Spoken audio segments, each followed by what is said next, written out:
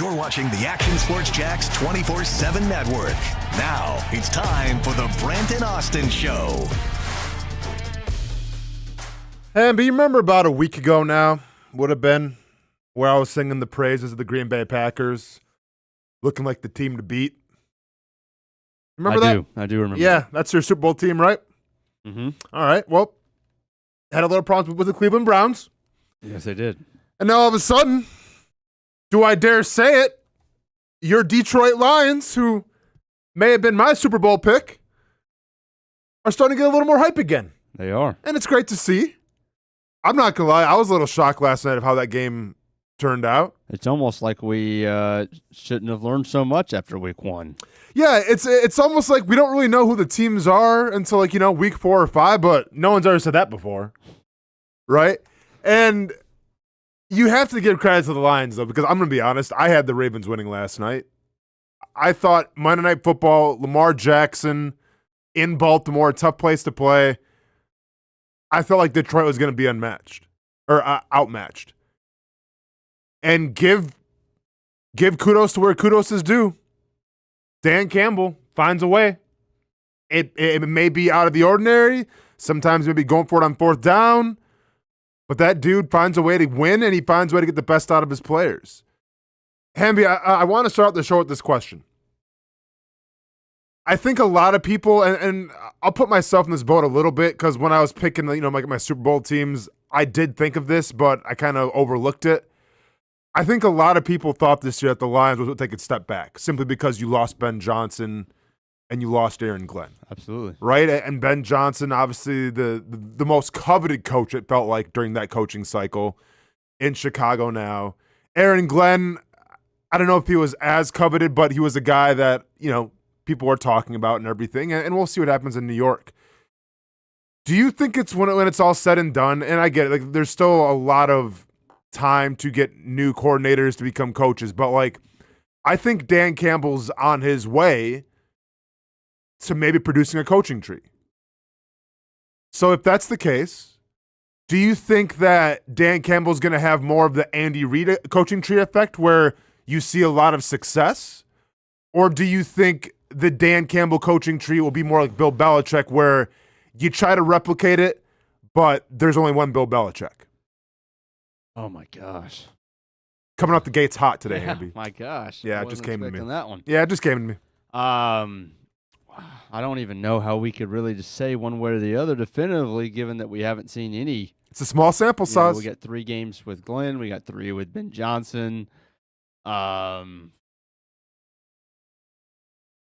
almost want to just go based off of, not even counting Ben Johnson and Aaron Glenn. Yeah. Just like try to really think of the future if, he's continuing to produce other head coaches. Yep. I would say I'd have to lean that they're going to be pretty successful. Okay. I think that the guys that come up under Dan Campbell are really going to see how he connects with his players, how he motivates, how he believes in them, the energy that he provides, and I think that will carry a lot of weight. I don't know, man. That's a tough one. No, it's definitely a tough one. And keep in mind, I mean, we only have 2 examples right now, right? So, but like last night, the coordinators were highlighted a little bit, and I thought both kind of shined in different ways. I mean, that offense after week 1 against Green Bay, I think there was a big worry in Detroit of, okay, we just lost, Ben Johnson. We're going to be a shell of ourselves. And that's not the case, at least, through whatever you want to say, through 3 games. That doesn't seem to be like the case anymore. It's funny that they ran the option play out of the I formation, and I was freaking out about it. Yeah, because we haven't seen it in so long. When it's been a play, but like that was, it was like a triple op, because because Amon-Ra's essentially your fullback. I mean, that was crazy. Like, I'm not gonna lie. Like, I was like, But it's funny because that we haven't seen that in such a long time. Yes. But at the same time, that play's been around for 100 years. Oh, yeah. I mean, it comes back full circle. And that's more of an Andy Reid thing, right? Like, Andy Reid's been known to go back to footage of, like, the early 90s, the 80s, find a play there, and then bring it back out of retirement, brush the dust off a little bit, and showcase it. Hamby, I lean more. I don't know, man. It's such a hard question, and now like I have to answer my own question, which I never like to do sometimes. I lean more towards the Bill Belichick just because I feel like there's only one Dan Campbell. I think there's only one Bill Belichick. I think where Bill Belichick's coaching tree, didn't really have a lot of sustained success was simply because of those coordinators try to become Bill Belichick, and you can't mimic it. Now maybe you can, right? Like now it's like in North Carolina, hey, go find a young girlfriend and go, hang out on the sidelines and have fun. Like he's changed. But I'm talking like prime New England Patriots, dynasty Bill Belichick. It's like one of one. Mm-hmm. And I'm getting the feeling that Dan Campbell is a one of one. And I think there's something to be said for former players who become head coaches. And I'm not saying like it's the distinct advantage, Hamby, right? But like if you look at Campbell, who are some other former players that are D'Amico Ryans, Mike Vrabel. Yep. Like I feel like they all have something in common in terms of hard-nosed, gritty football teams, if you will. Mm-hmm. And I think you get that just being a former player because you know what to expect. Now, I think being a former player and being a head coach, the real challenge is that you have to put some of those old school ways aside and cater to the modern NFL athlete. Yeah.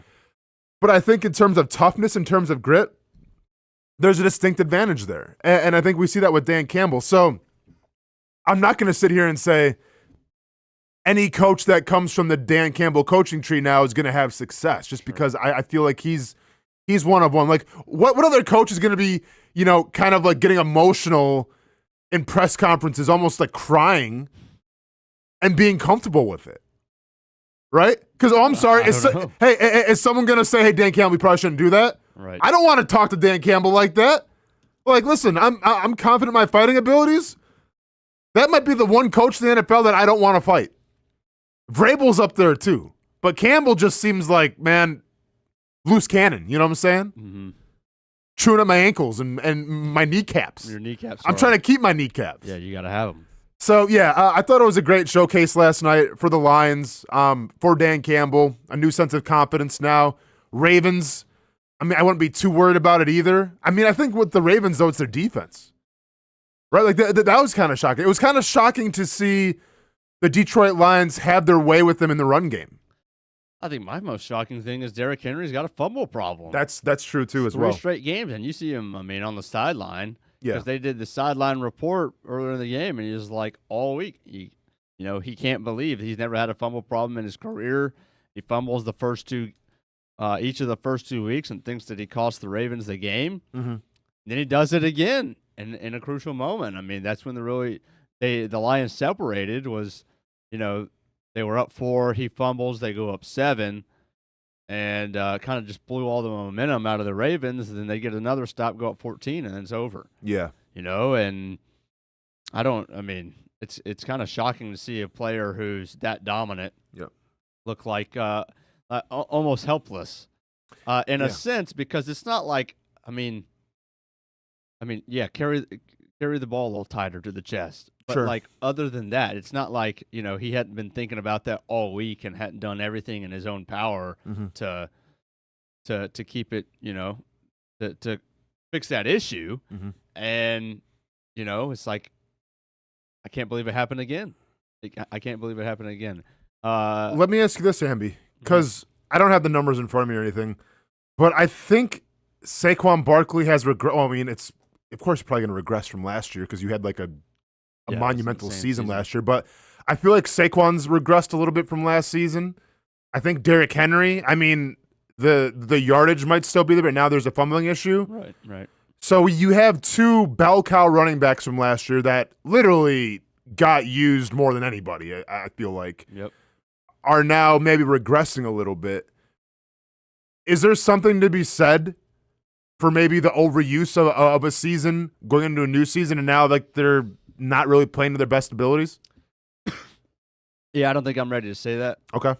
Look, week 1's week 1, but look what Derrick Henry did in week 1. He literally owned the entire game. Now week 2, Week 2 didn't do was anything. the opposite. I think though. it was like 11 carries for 33 yards. Yeah. Saquon, Against maybe, and do I dare say the Browns would be the best? They have the best defense in the NFL, which is insane to say, but they're dominant.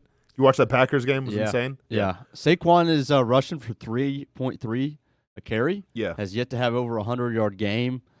I don't have any lack of confidence that he'll get going. I mean, even like Jahmyr Gibbs, I know that's always been a tandem, but you see David Montgomery steals the show last night. Yeah. And, probably wins a lot of people their fantasy matchups that they didn't expect to win. Yeah. Thankful. So, dude, I mean, real quick. So I'm playing my dad in one of my leagues. Okay. All right. Stakes have never been higher. Right. Rivalry week. I like it. Rivalry week. I like it. So I think I'm up. Like a point or two, and I have Amon Ra, and he's got Mark Andrews. Ooh. So I'm like, I think condolences because Andrews had 2 touchdowns. Yeah. At the end. I'm sorry. So I'm down a point with about 3 minutes to go, Mm-hmm. and then the fourth down, which I was like, dude, why are y'all going for this? He throws the slot fade to Amon Ra, and it's a 3-point play. Yeah, it's yeah. a 20-yard gain. I'm like, oh, boy. Yeah. And Feeling good about it. And then David Montgomery gets the ball, and I'm like, go down, go down, go down. Because if he goes down, that's the game. I win. Correct. Yeah, you're right. But you're he right. goes right on in the end nope. zone. Let's pay off those fantasy. Yep. Yep. Let's go ahead and win somebody else their game. That's not me. And then we're going to come back, and Mark Andrews is just going to go untouched for a 30-yard touchdown catch, and GG's. Yeah, yeah. That hurt. Yeah. That hurt. Condolences, man. And listen, like, shout out to Mark Andrews, by the way, too. Yeah, obviously had the rough. Like, see that there's something to be said. I think for a guy like Mark Andrews, veteran and everything, means a lot to his team. Well, you can say that he cost his team last year, right? Like, it doesn't come down to one play, doesn't come down to 2 plays, but he had 2 giant plays that may have kept his team from going to the Super Bowl. He goes about his business. He's not necessarily on social media wanting attention, wanting the hugs and everything. What does he do? He just goes out and busts his ass in the offseason, and now you see him, he's still doing his thing, right? Like, and that's such an old school way of thinking, right? Because I think a lot of guys, it's a situation where everybody, and I mean everybody, was coming after him. It's your natural reaction to go on Twitter, retaliate, say something, right? Dude just accepted it, took his medicine, and is dominating again. And it's refreshing to see. It's really cool to see. So shout out to Mark Andrews for that. Hamby, Jared Goff. Not in the elite category by any means. Nope. If you were going to rank Jared Goff as a quarterback, and I can't remember where our quarterback rankings were, where are you putting him? I think I had him, this is a guess. Sure. I think I had him at 13 or 14. And I'm pretty sure I might have had him at you might have had 9 him or 10. Yep. Yeah, but it was, Yeah, I think you had him in the top 10. Top 10, didn't have him in Jalen Hurts status, but I had him in the top 10. But here's, watching that game last night, it almost gave me a little bit of an epiphany about Jared Goff. Okay. I get what Trevor Lawrence here. We want him to be Joe Burrow eventually. We want him to be a healthy version of Joe Burrow. Thank you. We want him to be what Josh Allen is to the Bills. We want him to be what Lamar Jackson is to the Ravens. Like, we want him to be like the legit elite franchise quarterback. Absolutely. Is it wrong to say that I want Trevor Lawrence to be what Jared Goff is with the Lions? Because I think if you saw last night how that offense was operating, pounding the rock, running the football with various looks, right? Mm-hmm. And then you have a running back in Jamar Gibbs, a.k.a. Sonic, who's great in the receiving game. You have that here in Jacksonville with Tootin, right? And you have that even with Etienne as well. So you have dynamic running backs. By the way, Montgomery can catch the ball as well. So you have dynamic running backs.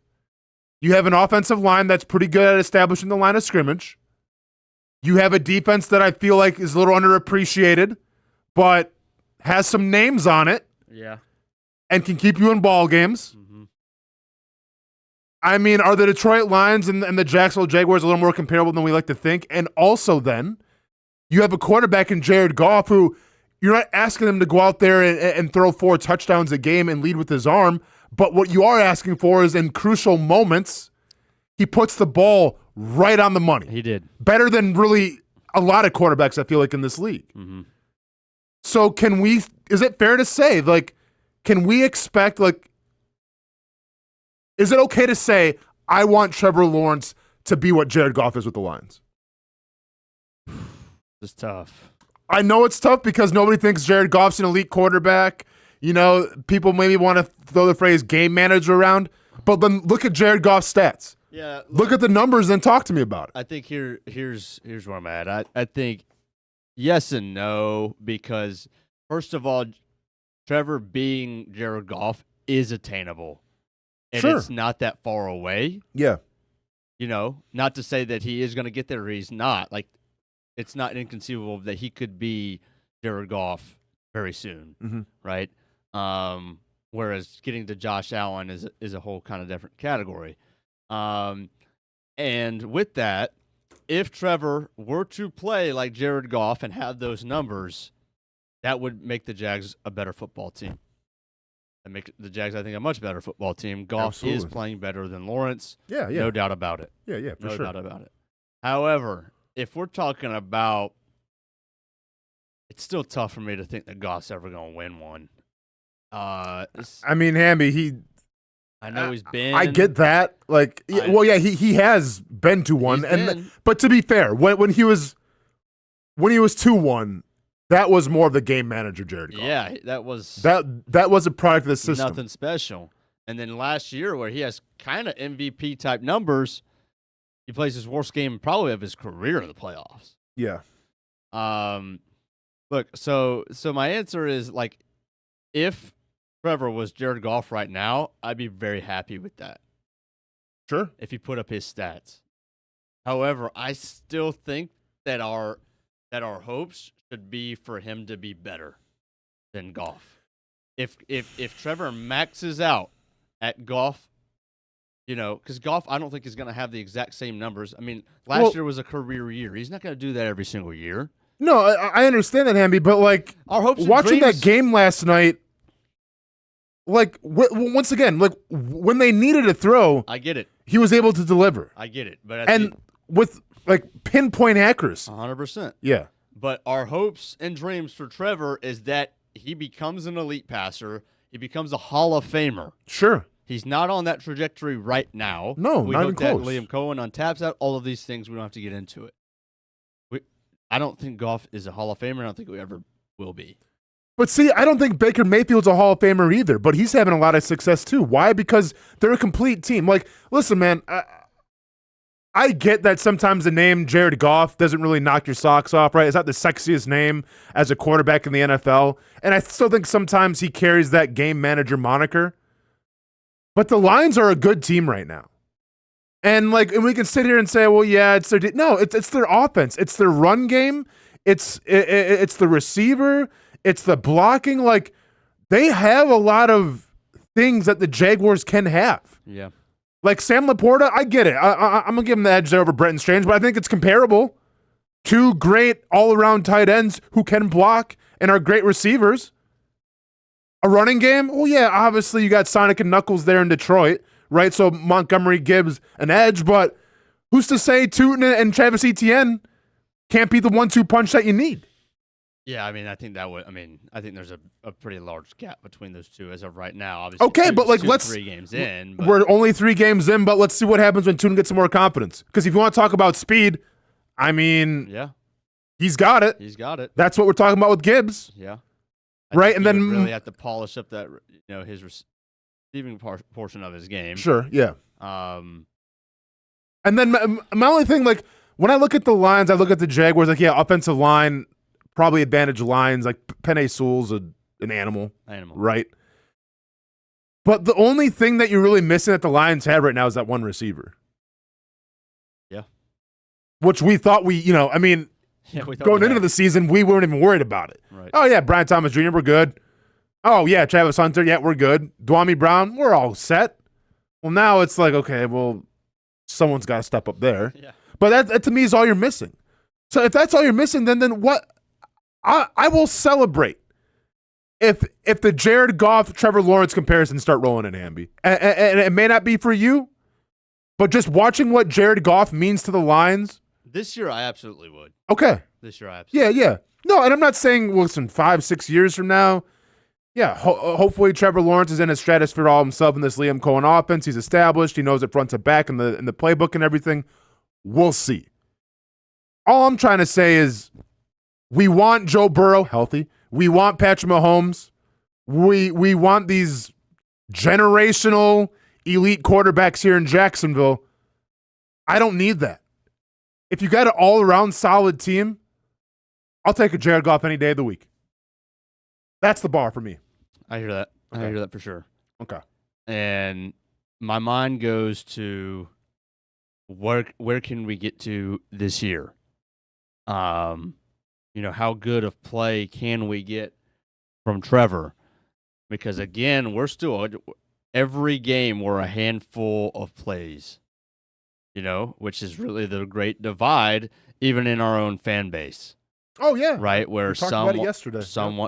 Someone excuse it and say, "Look, he forced the ball into triple coverage. It's a terrible throw. We understand." At the same time, he just watched his receivers drop 3 out of his last 4 passes, and he's trying to make a play. Right? Again, terrible decision, terrible throw, but he's getting you on the right play all the time. Right, and Cohen talked about that yesterday. Said, he's been changing a ton of plays. That's actually why the explanation Cohen gave for why the Jaguars didn't run the football as much in the first half. Cohen saying, "Yeah, I'm calling them. Trevor's cannon and going elsewhere." Yeah, because that's also what happened to the 46-yard catch to BTJ that pretty much won the game. It's a run play with a check to pass against certain coverages, and one of those being zero blitz, all that stuff. I think that's kind of stuff that Goff does. Yeah. Right? Yeah. Where he's always changing things at the line of scrimmage, and Trevor's doing that a lot more. I think that's a huge plus that I don't think necessarily is getting enough attention. How often he's getting you just in the right play. And I think again, year 3, I think all of us want, for everybody to be on the same page and then to be able to execute Cohen's offense to the fullest extent right now. And if, in the preseason, we were talking about, some of the issues, and, we're saying, well, by the regular season, there's a really, really good chance that, because what are we going to hear this offseason from Trevor, from Cohen, from all of these guys? We're going to hear, going into next year, in August of 2026, man, going into year 2 in this scheme, it's just so much more comfortable. Regardless of how it looks right now, they're going to take a step in that category next year and the year after. Everybody always talks about year 3 in the system, right? So how fair is it for us to expect full execution of everything that is possible within Cohen's system as a play caller with Trevor and these weapons in week 3 in the regular season? And the fact that Trevor's already doing a lot of it, I think, again, huge plus. Listen, Hamby, like a few things there. First of all, with Trevor Lawrence, and both sides, I mean, listen, it was my goal to sit here week 4, week 5, week 6 and say, okay, we finally know if Trevor's the guy or not. He has his weapons. He has his coach. Offensive line should be better. We should know by now. And we may not know because it's the same story as it always is. There's some drops that don't help him out, and there's some bad throws. The difference now, though, is that you're 2-1. So it's not the big talking point. So I'm okay with it. Now, getting back to the system and Liam Coen and everything, we got to have expectations right now that Trevor Lawrence isn't Baker Mayfield. Okay? You probably aren't going to get what Baker Mayfield did last year. They're different players. They're different personalities, and that's okay. I'm not saying one's better. I'm just saying Trevor isn't Baker. But I'll settle for Jared Goff, and here's why. Because Jared Goff was a game manager. Sean McVay kind of had to take him by the hand a little bit and point to show him, here, you got to throw here. You got to throw here. You saw a little bit of that with Doug Peterson, it felt like, where he didn't even let Trevor really be himself because it was more of Doug Peterson's show than it was Trevor Lawrence's show. Mm-hmm. Jared Goff goes to Detroit, much to the chagrin of a lot of Lions fans because they thought, okay, well, here comes the game manager. You're going to draft the first-round quarterback in a couple years anyways. And Jared Goff becomes his own man. He takes lead of the offense. He shows that he's I don't want to say elite, but it shows that he's a damn good quarterback and he can win football games. That's what I want to see from Trevor Lawrence. I want to see Trevor Lawrence take control of an offense, be his own man, and win football games. Like, yes, the Lions have a great running game. Yes, a pretty solid defense. Yes, good offensive line. But last night, I left that game thinking, you know what? Jared Goff's got an arm, and he's got accuracy. I'll take that with Trevor Lawrence. Brent, Jared Goff. Get me in here. Don't even say hi. I just want to chomp. I've been listening to you guys talk about this. I think it's an awesome topic, and I don't understand. I'm just going to go right down my list of what I think here. I don't understand why that's a negative thing to say Jared Goff. I mean, he was top 5 in MVP voting a year ago. I mean, he's got over the last, I just looked up his stats, his last 3 years, 90 touchdowns plus and 30 interceptions, 3-1. He has won 27, 29, 38 games in the last 4 years. He's got a very good record. I don't understand why that's a negative connotation. I think what you said, I heard you said they had epiphany watching it. I don't know if it's a new epiphany either. I think a lot of folks around the Jags organization have said, can we get him to be like this level of quarterback right now? And because I really don't like what Hamby said, because it goes against what I said yesterday when we were talking about Trevor. We got to get it out of our mind that this whole generational thing, this whole, hey, he's got to be Mahomes, he's got to be Josh Allen, he's got to be the best in the league. That ain't it yet. Let's take it steps. He's been for many people, a disappointing quarterback. He's been a quarterback that I'll continue to defend on a lot of levels, but you want to get to the point where you don't have to defend him for things. And what I see in Goff that I like about Goff that I want to see in Trevor is the one throw that makes you go, what are you doing, Trevor? I don't think Goff makes that a lot. And I don't watch a lot of Goff, right? So, I mean, in fairness, I don't think he really makes that whole – I don't think he makes the throw the other day like that Trevor made against Houston. The one knock on Jared Goff, to counter the argument, would be in the playoffs when they played Washington, where he kind of had a rough game. Yeah, and that's a different intensity. That's a different world. Like he's going to if he wants to be elite, you've got to prove that you can win in the playoffs. You can play that well in the playoffs. You can win a Super Bowl. All those things. He's gone to a Super Bowl early with the Rams, but that was on the strength of defense, as we know. So yeah, that's fair. But I think regular season Jared Goff plays in control of the offense, to your point. He doesn't make a lot of mistakes. He doesn't try to do too much. And I think we comp now Trevor to two quarterbacks that this is where, to me, there is hope. A lot of hope for Trevor if you've lost hope in Trevor. These guys are 30 and 31 years old in Baker Mayfield and Jared Goff. They are playing really good football at 28, 29, 30, 31 years old. And while Trevor started a little bit younger than those guys, he is still only 25 years old. Like, he's a young quarterback by age, a little bit older by experience, I understand. But some of those experiences are like, oof. Like, Jared Goff never really had, like, oof experience. Baker Mayfield did in Cleveland. Yeah. But, I mean, there's scar tissue to overcome with Trevor on a lot of different fronts. But I love the Goff comparison. I love the Detroit comparison. We can compare the Rams and the Bucs all we want, but keep in mind, Holmes, the GM in Detroit, my whole article about Detroit, Holmes came from L.A. Yeah. I think the Jags are trying to do what Detroit has done in a lot of levels, but just think from an offensive standpoint. Jags right now run the football pretty well through 3 games. Jags offensive line is playing a lot more like the Detroit offensive line has the last couple of years than we've seen this offensive line even come close to in the last however many years. And 3 of the people are the same people that were on this roster the last couple of seasons. So now can they get the quarterback to do that? They think they have the wideouts that are capable. Right now they haven't showed it. And that's the biggest difference, right? I think. They think I saw you mention Laporta, Brenton Strange. Brenton Strange thinks he's every bit as good as Laporta. So, I mean, we'll see. But now they got to get the quarterback piece, in my opinion, to just play free in the offense, to get a little bit more help, I think, on those outside guys so they can catch up to maybe where the Lions have a certain edge, it looks like, in receivers, and then not make the critical mistake. Because one other thing about this, guys, you're looking at the one thing they've been able to do, and this might be just something that maybe Jared Goff's better at, or it might just be really good coaching and really good offense. His completion percentage was not good in his first 7 games, and really his next year in L.A., 54%, 62%. Since then, 64%, then L.A., 62%. But when he got to Detroit, 67, 67, 65, 67, 72 last year, 78% right now. I mean, I said the same thing. I looked at the box score this morning because I was kind of like half dead watching that game last night. Okay. And Sure. So I looked at the box score, and it's 20 of 28, I think if I remember it correctly, for a touchdown, 202 yards for Jared Goff. Touchdown, no picks. 73%. 73%. But like precise throw. I mean, some of the throws he made on third down, though, were the clutch throw at the end. Elite. Clutch throw at the end, right? Yeah. But they ran for 200 yards.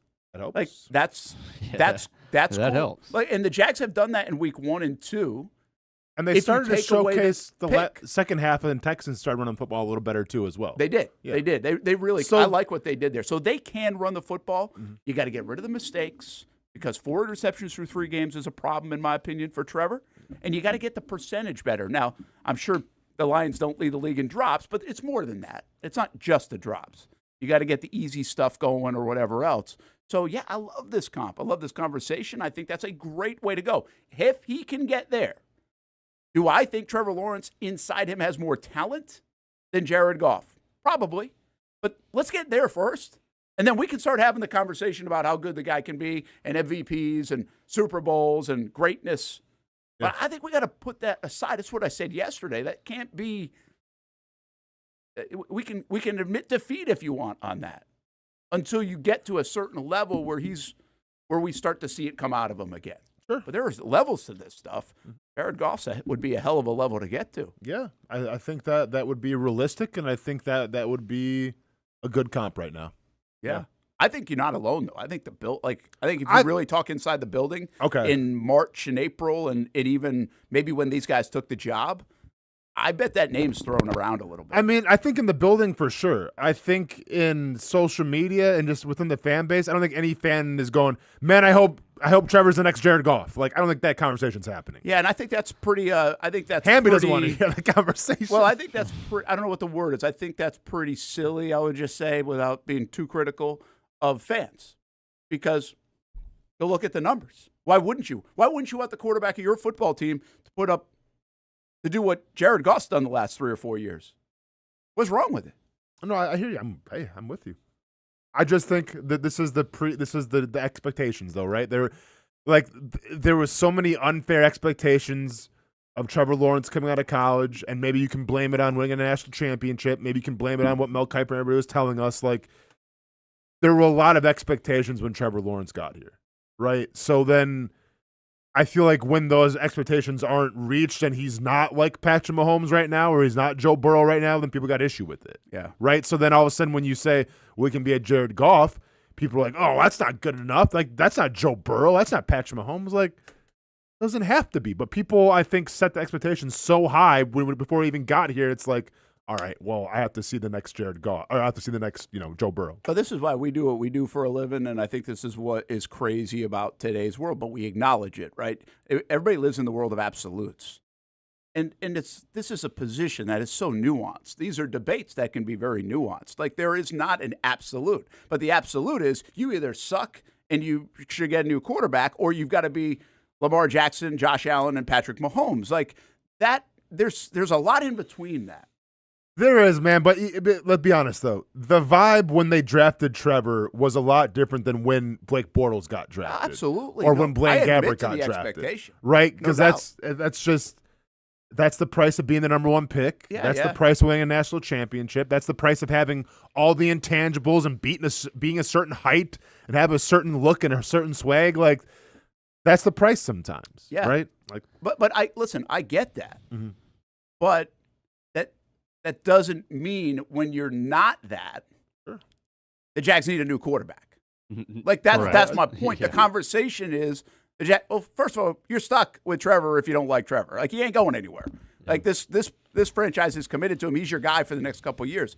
But to the point of that conversation, we get the same. You don't get as much of this because it's not the quarterback with Trayvon Walker. I found myself down to Trayvon Walker rabbit hole a little bit this morning. And what are we seeing from Trayvon? Because your comments actually hit me again yesterday. Like, he's playing just as dominant as Josh Hines-Allen, maybe even more dominant. And we know Josh is playing dominant. But we're seeing this gradual progression of a player that's starting to evolve at 24 years old as a former number 1 overall pick. But because he played the pass rush position instead of the quarterback position, he didn't have to deal with what Trevor had to deal with coming out of year one. Or he doesn't have to deal with all the noise when every game he's not getting 2 sacks. He's had to deal with some of it. I mean, but he hasn't had to deal with as much of it, not even close. No, not even close. But he did have to deal with it because Aiden Hutchinson and him have been compared in his rookie year when you had, I think it was, 2.5 sacks? Yes. Like, there was definitely some noise there. It wasn't as bad as Trevor, but there was some noise. There was some. But my point in that is now that gap in that conversation is closing.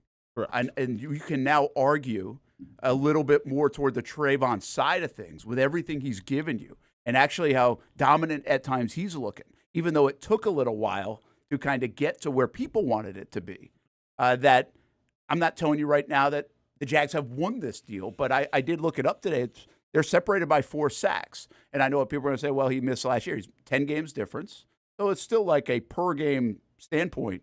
It's certainly Hutchinson. But I think we're starting to see this full football player in Trayvon Walker that now is dominating games at times and stretches of games, and that's what everybody loved about Hutchinson. That's where it kind of sent me down this little deep dive. I like it. And I'll give you a quick little number on it because maybe we'll get into it more.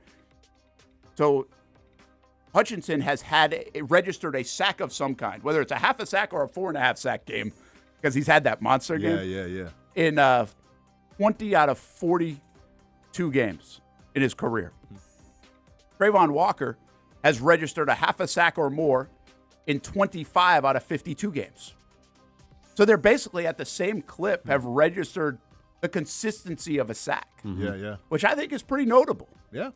But what Trayvon doesn't have is the 3, 4.5 sack game. Sure. And Hutchinson has that. He has 1 3-sack game, Trayvon does, but Hutchinson has a 3, and a 4.5 sack game. And some of those came in prime time, too, like on big stages. Yeah. But anyway, I just thought it was that's why I looked at it today. I was like, hey, is this gap closing a little bit?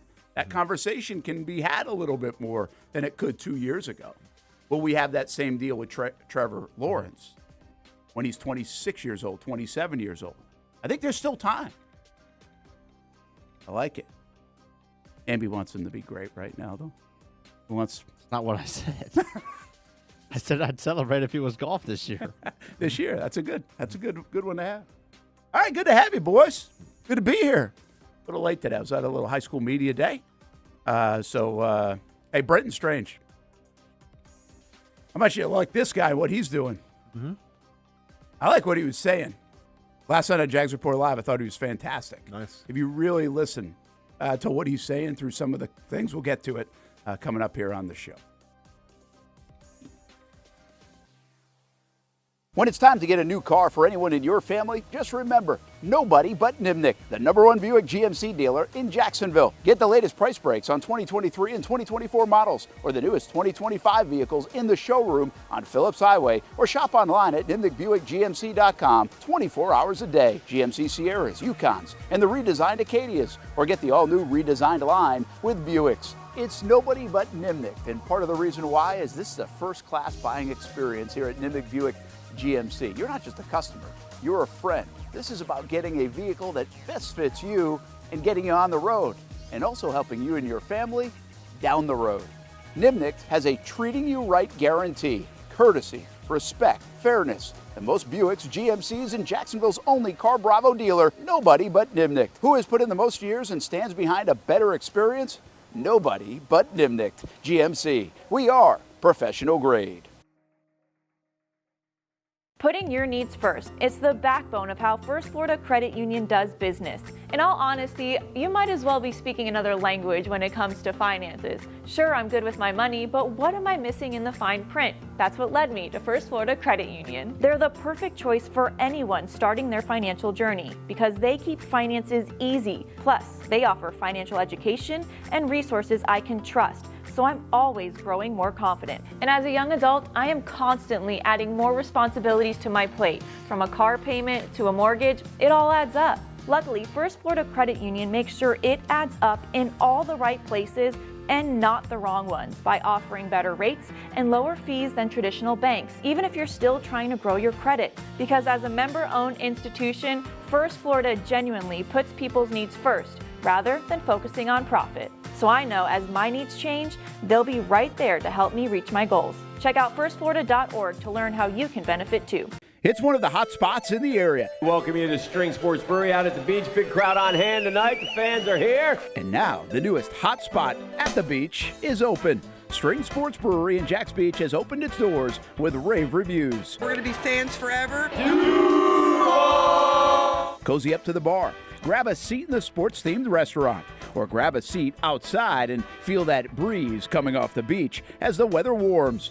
Just like the original location in Springfield, try the popular beer menu and come for lunch or dinner too, because the food is fantastic. We got a special guest in the house. He's happy. He's feeling good. He's Trayvon Walker. It's where we hosted Jags Report Live in the football season, and the String Sports Brewery staff can't wait to host you. Hey, welcome back here to String Sports Brewery. And if you haven't checked out the new location in Jax Beach, you got to do it. String Sports Brewery, now with 2 locations in Springfield and now open in Jax Beach on Penman Road. Hi, I'm Greg Mackey from Cycles of Jacksonville. Whether you're looking for a side-by-side, ATV, motorcycle, or scooter, Honda has what you need. The Honda Talon. Ultimate performance meets family-friendly fun. Prices starting at $363 a month. Or the sporty Honda CBR 650 starting at an affordable $204 a month. Stop by and choose your adventure from a full line of Honda products. Only at Cycles of Jacksonville on Atlantic Boulevard. Family owned and operated since 1983. Hello, I'm Kenny Lay of Kenny Lay & Associates. Since 2003, our firm has fought exclusively for the rights of men in family law. Divorce, modification of child support, alimony, custody, and more, all for men. A father is vitally important to a child's life, and being a man is not a reason to pay more in child support or alimony. I'm a single father. I get it. If you have a divorce or other family law issue, contact Kenny Lay & Associates at divorcemenonly.com. CGC Water Treatment and Plumbing is taking their 75-plus years of expertise and expanding to CGC Home Services. Water treatment and plumbing is still a big part of what they do, and now they can do even more for you. Home services like kitchen and bathroom remodeling, showers, sinks, faucets, toilet repair, backflow testing, and the list keeps going. Find all they can do at cgchomeservices.com or give them a call, 904-298-7052. It's a new look and a new name with the same expertise. They've been serving homes like yours since 1946.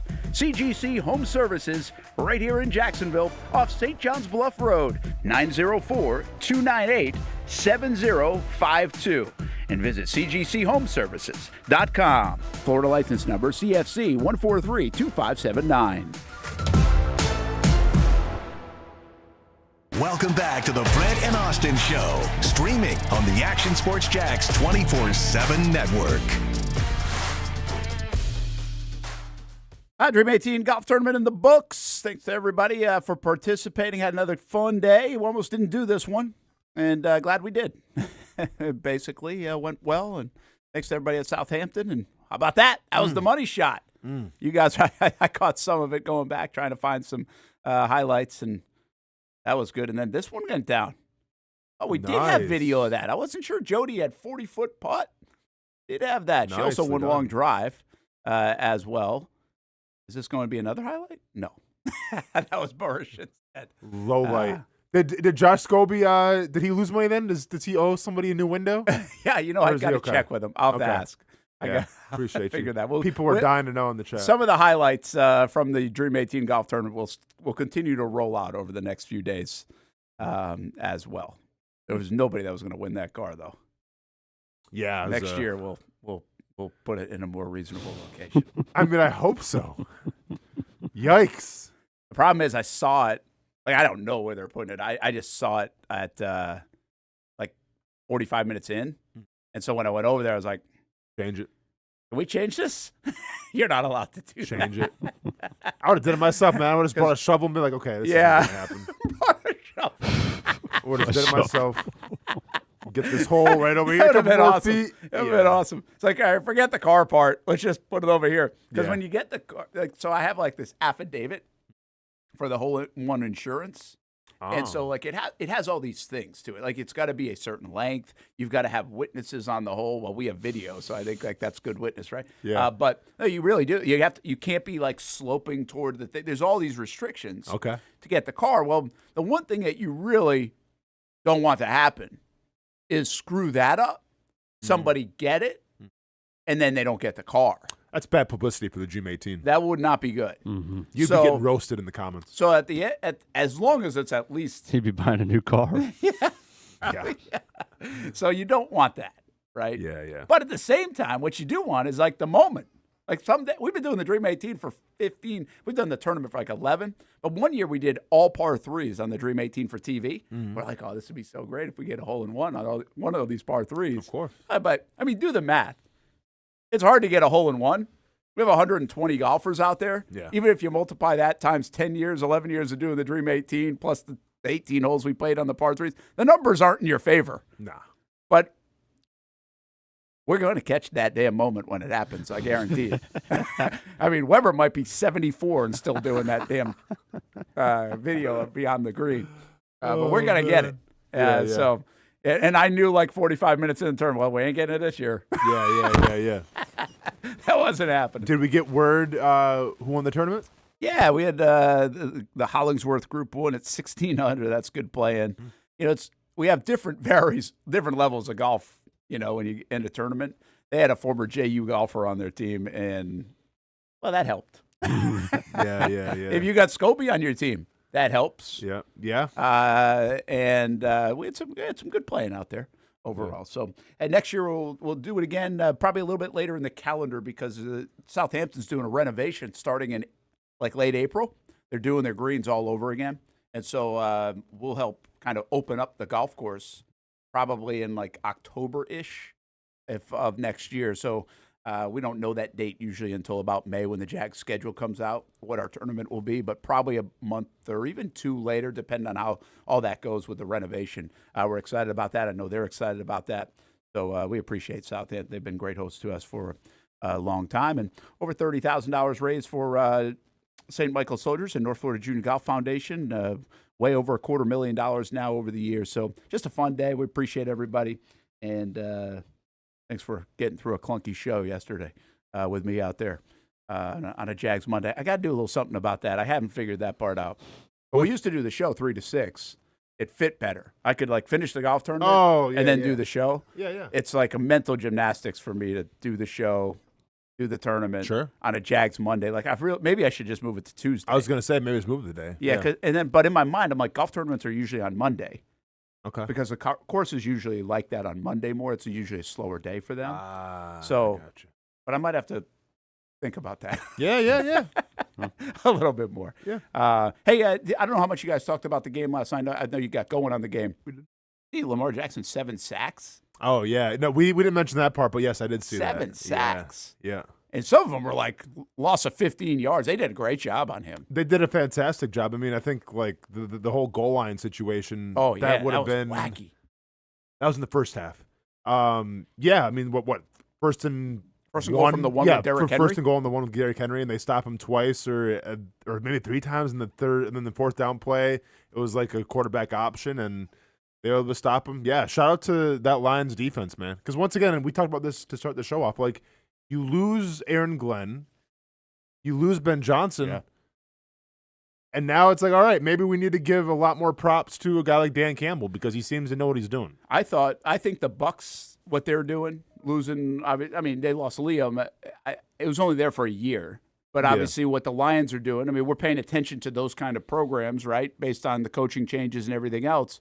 I think even the Eagles, what they've done. I mean, they lost Steichen and Gannon, and then it wasn't great, and then they had to replace, and they got Fangio in, and then they lost Kellen Moore. So what you're seeing is cultures of winning. Yep. Right? It doesn't necessarily hinge on one person and system and everything else, which is admirable. Yeah. Like, that's really pretty cool to see that. You know, Derrick Henry, 50 yards. He had the huge game in week 1. Didn't do anything in week 2. Now he's got, 3 fumbles on the season or 2 or 3 fumbles? Mm-hmm. I saw somebody else said, like, Saquon Barkley, like, is. I brought this up. Oh, you did?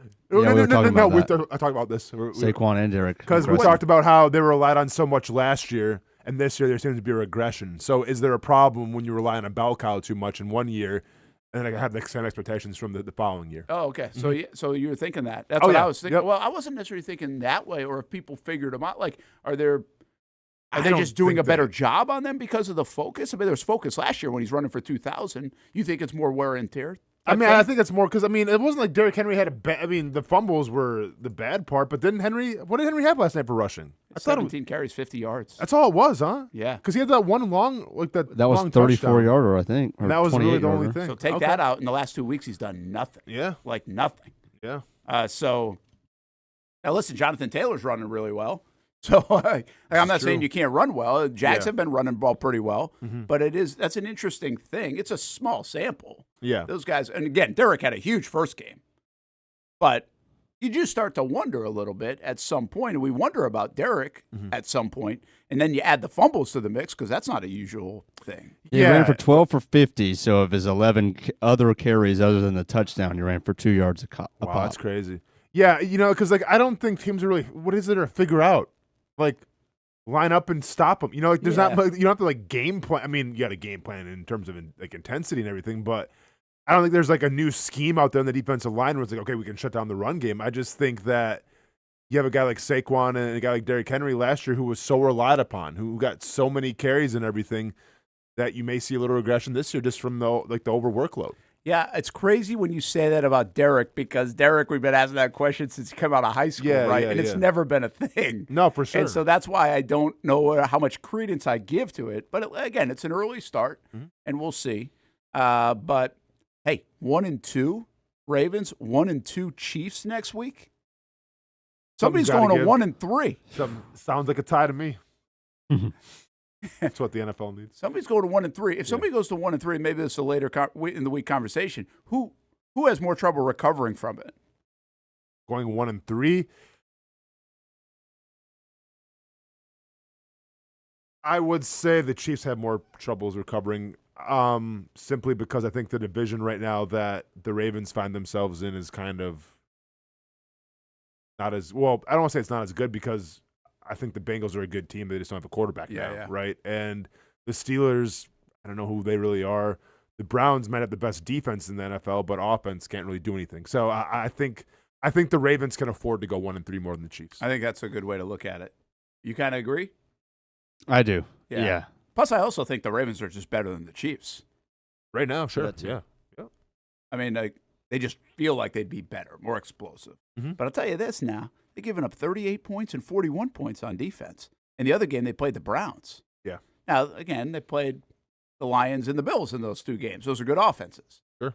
That's a hell of a lot of points if you're like and they did this last year, too, in the first half of the year, remember? They did. They struggled on defense. Yeah, but see, it's not their identity, and we talked about this, too, as well, to start the show off. Like, you think of Ravens, you think of tough, gritty, running the football, playing great defense, and you didn't really see a lot of that last night. Yeah, you don't have. Yeah. Hey, we had Brenton Strange on the show last night. How good is he right now? How good is he playing right now, in your opinion? I think set aside from the running game, he's the most consistent thing on offense. So pretty damn good. Yeah. Yeah.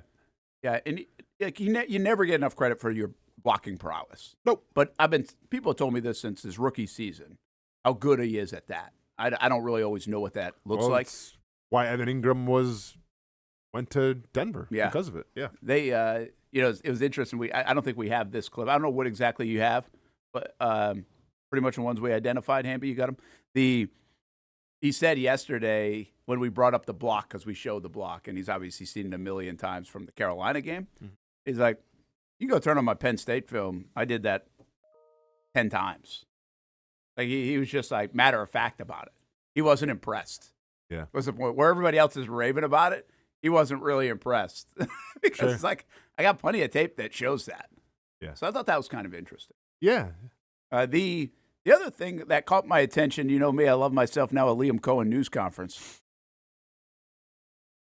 Dude, he's so specific. He's going to get, sooner or later, Austin will get mad at me about the mic, but they're 2-1 right now, so it's okay to bring up the mic. If it was like 2-5 at some point, he'll get mad that I'm talking about the mic skills. But that's true. It's just so different. It's so different. And I honestly think we're to the point now where we're just kind of mute out coach news conferences most of the time. Mm-hmm. Hey, give us a nugget. Like, what did they say about the injury report on this guy or blah, blah, blah, blah, blah. Yeah. And so we're so conditioned to just say move on, where I actually think you need to listen to the news conference a little bit more because you actually get intel. Mm-hmm. Like, you actually learn the game. You learn some of the game, but you also get intel. And there are a couple of different things. Like, he started the news conference yesterday with De'Ami Brown, didn't give an update. Like, they're very coy on injuries, which is funny because they're transparent about everything else. Sure. But they're really, really, like, maybe overly coy on the injury stuff. And then the next segment question, so he's really short on that. And then the first question's about, like, drops and stuff and receivers. He's like, well, we're going to need those guys to step up, especially if De'Ami Brown's out. Oh, kind of gave it away. Like, he almost, like, gave it away. Yeah. That it sounds like this is a bigger deal with De'Ami Brown than, hey, watch and see if he practices on Wednesday.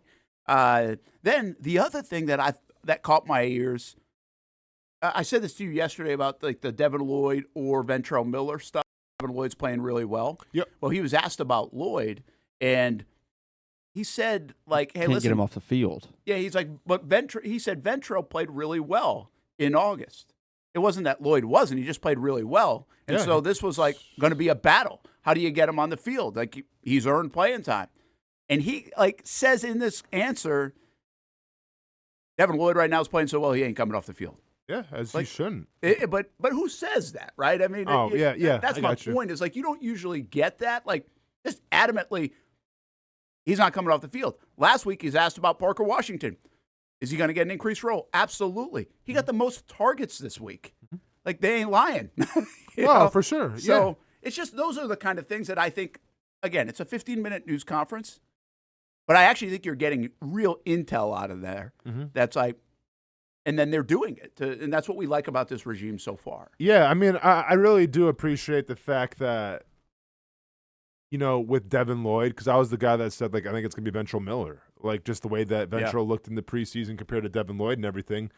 So, yeah, I mean, like, I just think it's another example of Liam Coen having his players back, and this has kind of been the shtick, the MO now for this entire season. And I think it's continuing. And then with Parker Washington, I mean, I am glad that he got an opportunity to get more reps because he's earned it.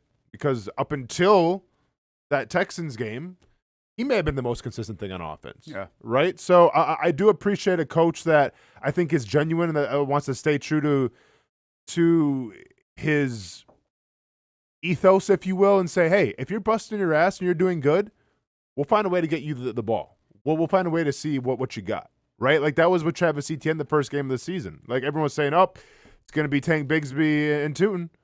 Well, they gave Etienne a chance. And, he took it, now he's running with it. Well, let me ask you guys this. Obviously, everyone's really high on Devin Lloyd right now. I'm sure his Madden rating went from, an 88 to a 95 now. If they could bring back one person because they didn't sign him or they didn't, make his fifth-year option available, are you bringing back Etienne or are you bringing back Lloyd?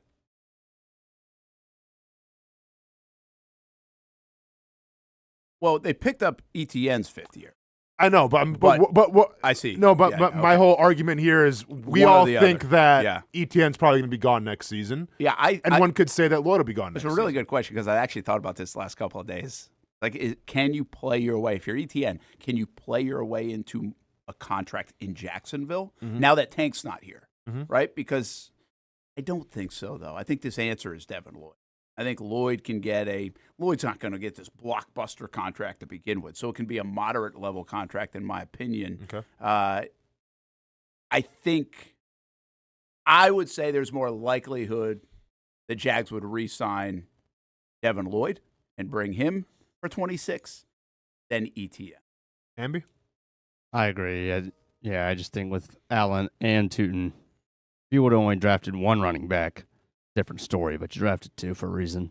Well, I don't know. I would argue with your point on that on the Allen front. Like I don't necessarily think you drafted Allen to kind of be like this guy. Like I think they drafted him for what they're using him for. I think they saw his special team skill, they saw his receiving skills, but they really saw his pass blocking skills. And they're like, hey, that's a nice piece that we really want in this offense. Now, can he grow more? I'm not discounting that, but I don't know if we have enough evidence on his running the ball to say, oh, now it's going to be Tootin and Allen for the next 3 years, right? Yeah. Do you feel confident like a 1-2 punch like Gibbs and Montgomery, where it's like Allen and Tootin? Like, Yeah. I'm not sure. But I think to your point, Hamby, I think what they did show us is their prowess to identify in the draft a running back.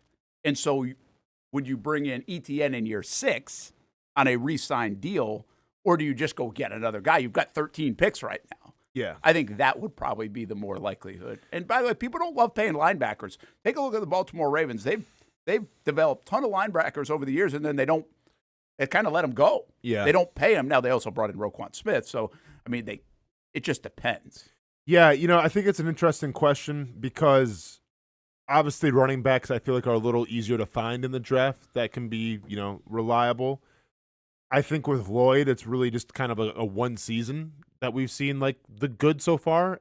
But like if he keeps on continuing what he's doing right now and putting up the numbers and everything, I mean, you may talk about a pretty highly priced linebacker. And I'm not sure if they want to spend money on that right now. Well, they do have the franchise tag if they wanted to. True. You Yeah. could see it again in a franchise tag way. He could be a candidate for that. I don't think the tag for a linebacker is crazy, but it might be because it all seems kind of crazy right now. Hey, but I want to get to this on Brenton Strange. I want you to hear that of all these topics that I just brought up, I think you're going to appreciate this one that Liam Coen said the best, I think. And so we asked Brenton Strange about it as well last night. And the whole idea here is about 10 minutes into his news conference, Cohen really says, my bad. Like, my bad the other day. And I thought it was pretty loud.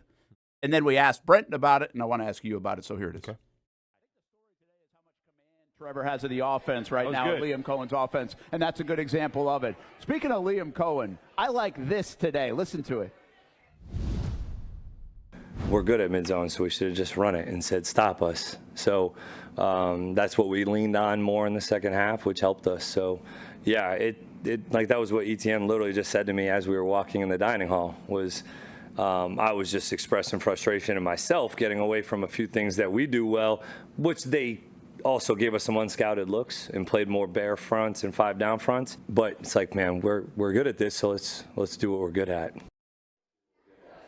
We're loving the Liam Coen press conferences. He gives a lot of details, gives answers, but I want to ask you about the accountability there. What's that mean from a player who obviously players do things wrong too, and you probably get called out, like in a meeting today.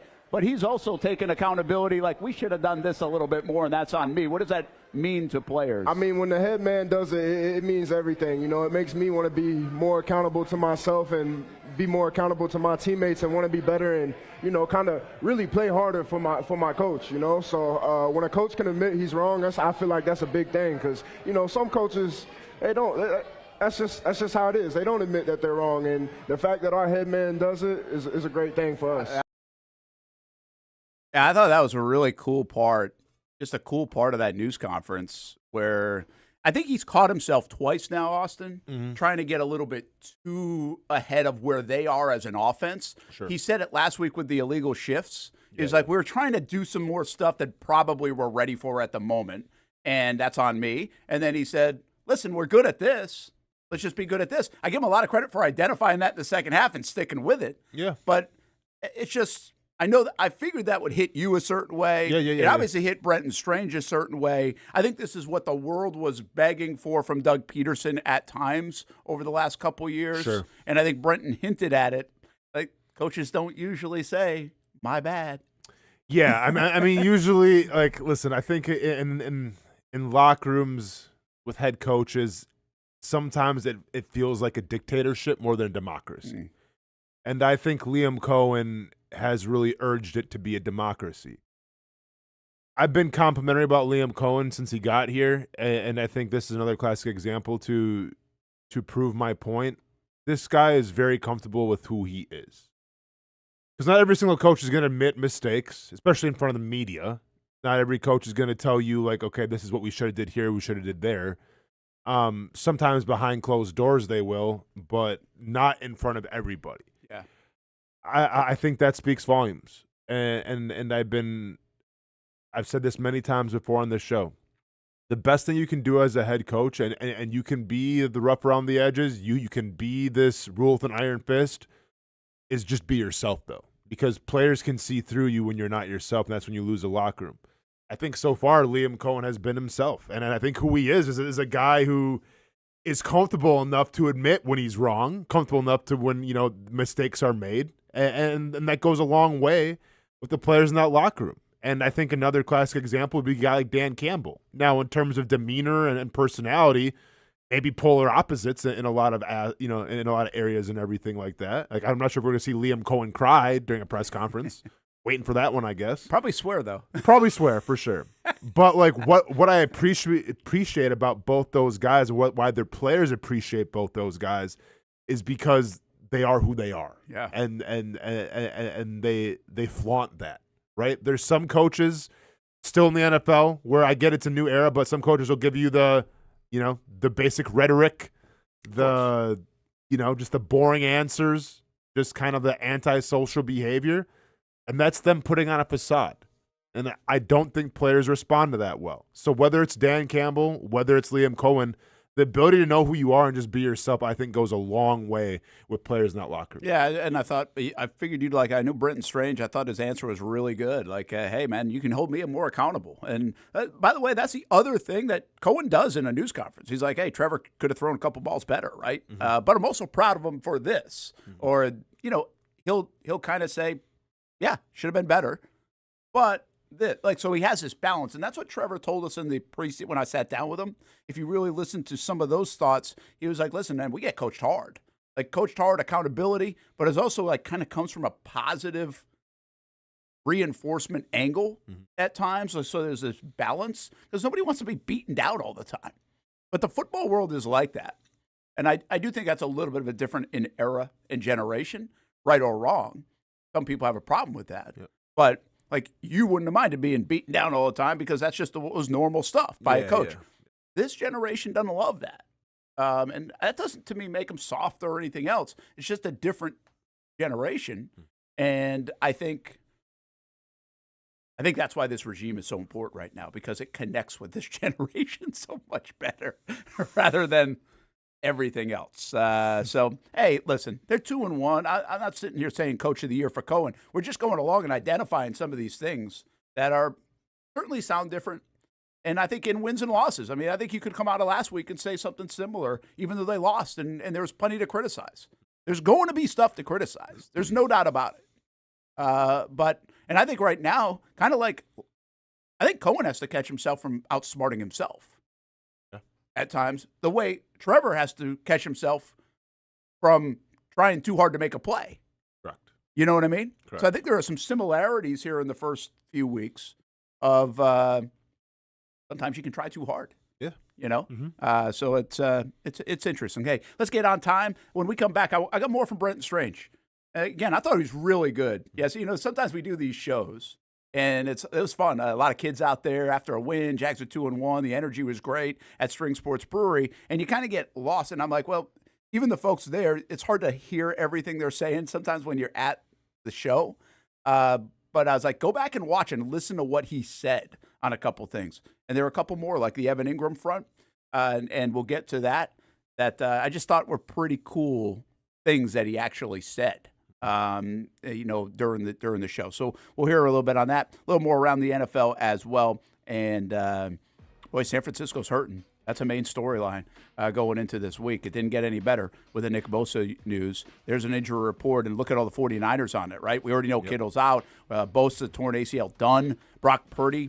We think Purdy's going to go. Like, that's kind of the momentum. And even Mac Jones is dealing with something. I think people want to see Mac versus Trevor here. Yeah. But I think you're going to get Brock Purdy. Yami Brown, I don't think it looks good, sounds good, and I don't know anything. I just don't think it sounds good. The one thing about that report, Christian McCaffrey's not on it. And that's a problem for the Jags because Christian McCaffrey's Christian McCaffrey. Yes. So as we talk about the game coming up. Sunday in San Francisco. We'll be right back. Most of us know how to throw.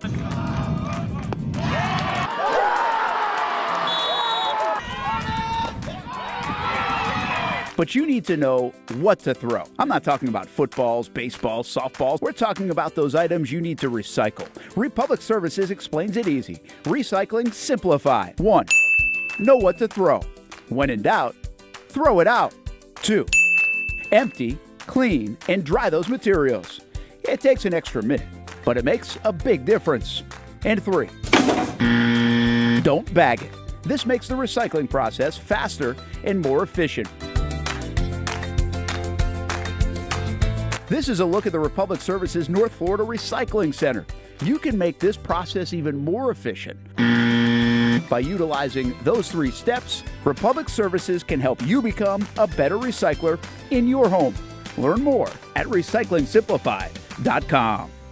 For the game day hustle and every day in between, juggling my show Jags Social to going under the Friday night lights and a social life, it's a daily tournament. But this ride, MVP status.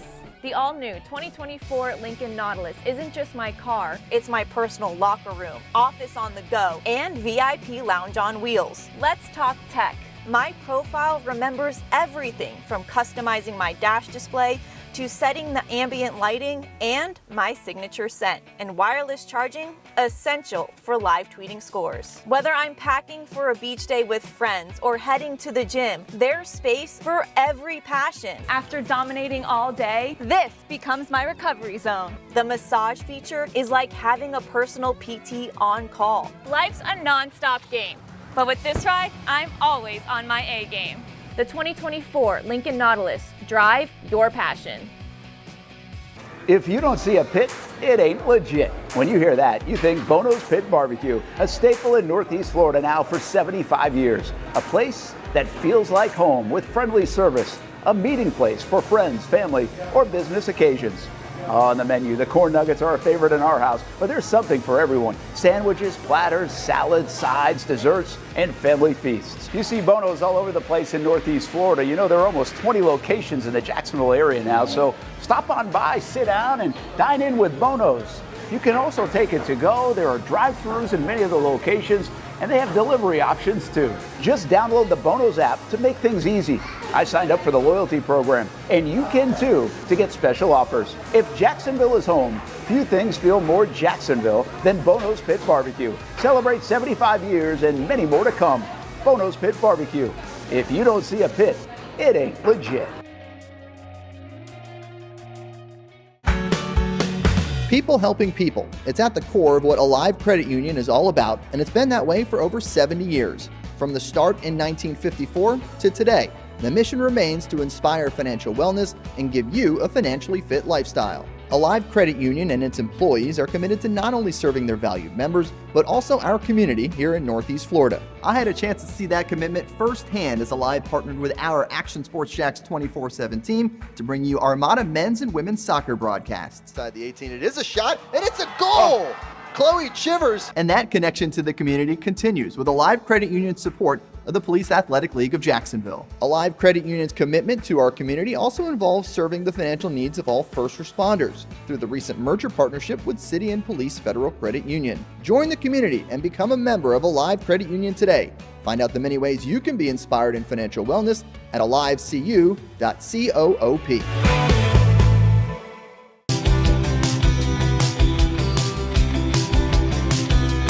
Welcome inside the Armor Guard exterior and gutter helmet showroom. There's a lot going on, like glass exteriors, replacement windows, and down there we have the retractable screens and awnings, plus hurricane protection.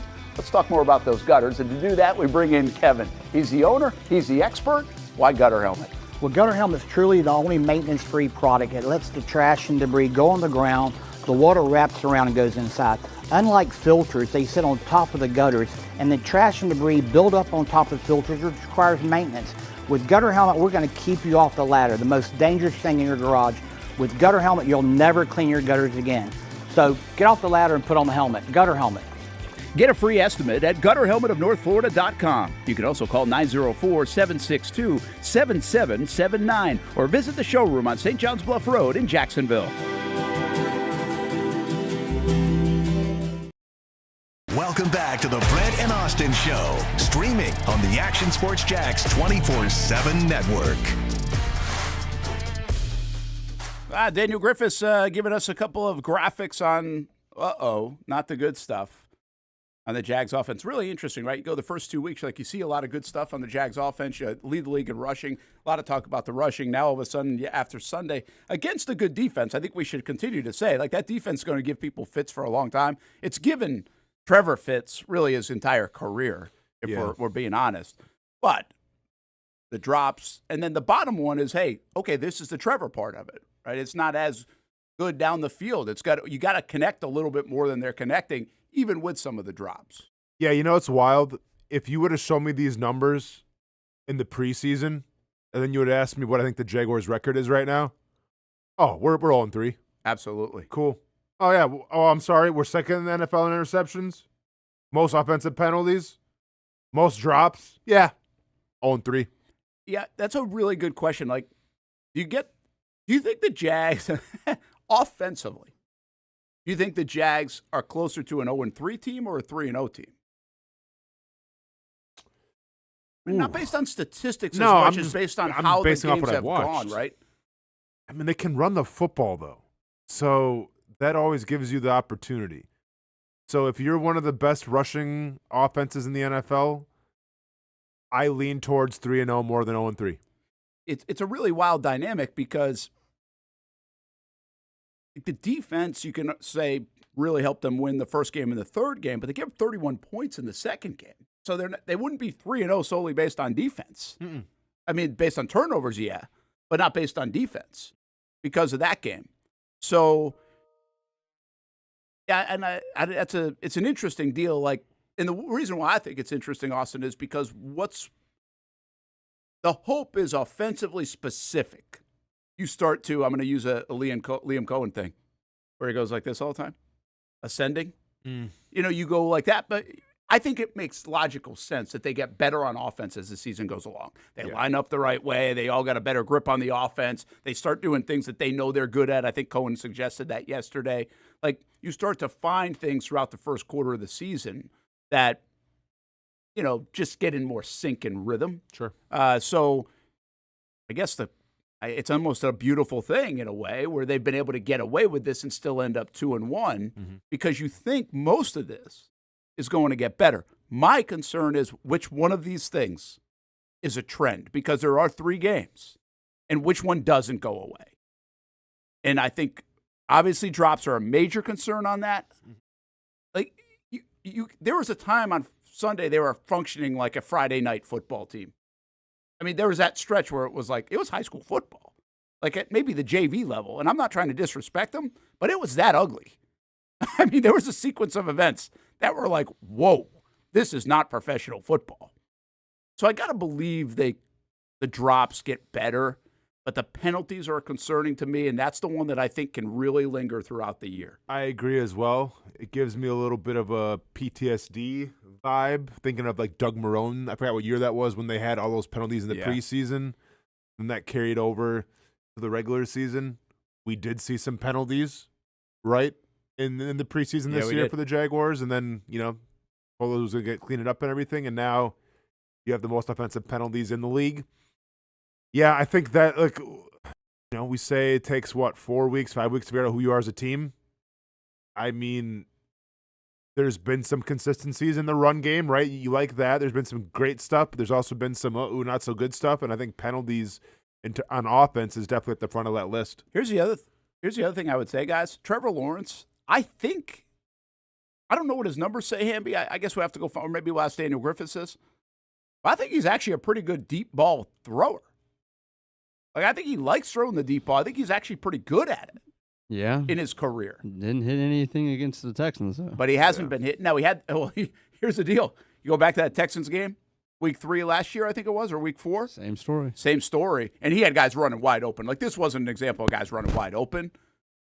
This, like on this Sunday, but that Sunday was like that thing. I don't think ever left and still hasn't left Doug Peterson's mind like that day.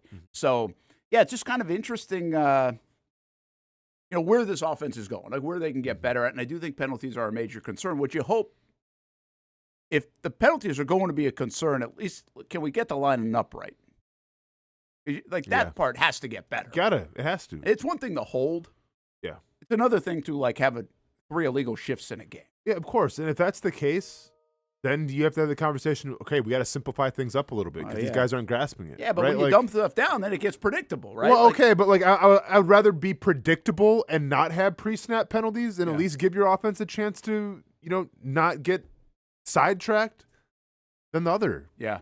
And it's not just, I know Travis Hunter has been a little bit, and I think there's some stuff there. Like Travis Hunter is trying to figure out this offense too. As a young player, he's being asked to do a lot more than he's ever been asked to do. But, I mean, De'Ami Brown's been guilty of the illegal shift on like 3 times, I think. So, and he's a veteran player.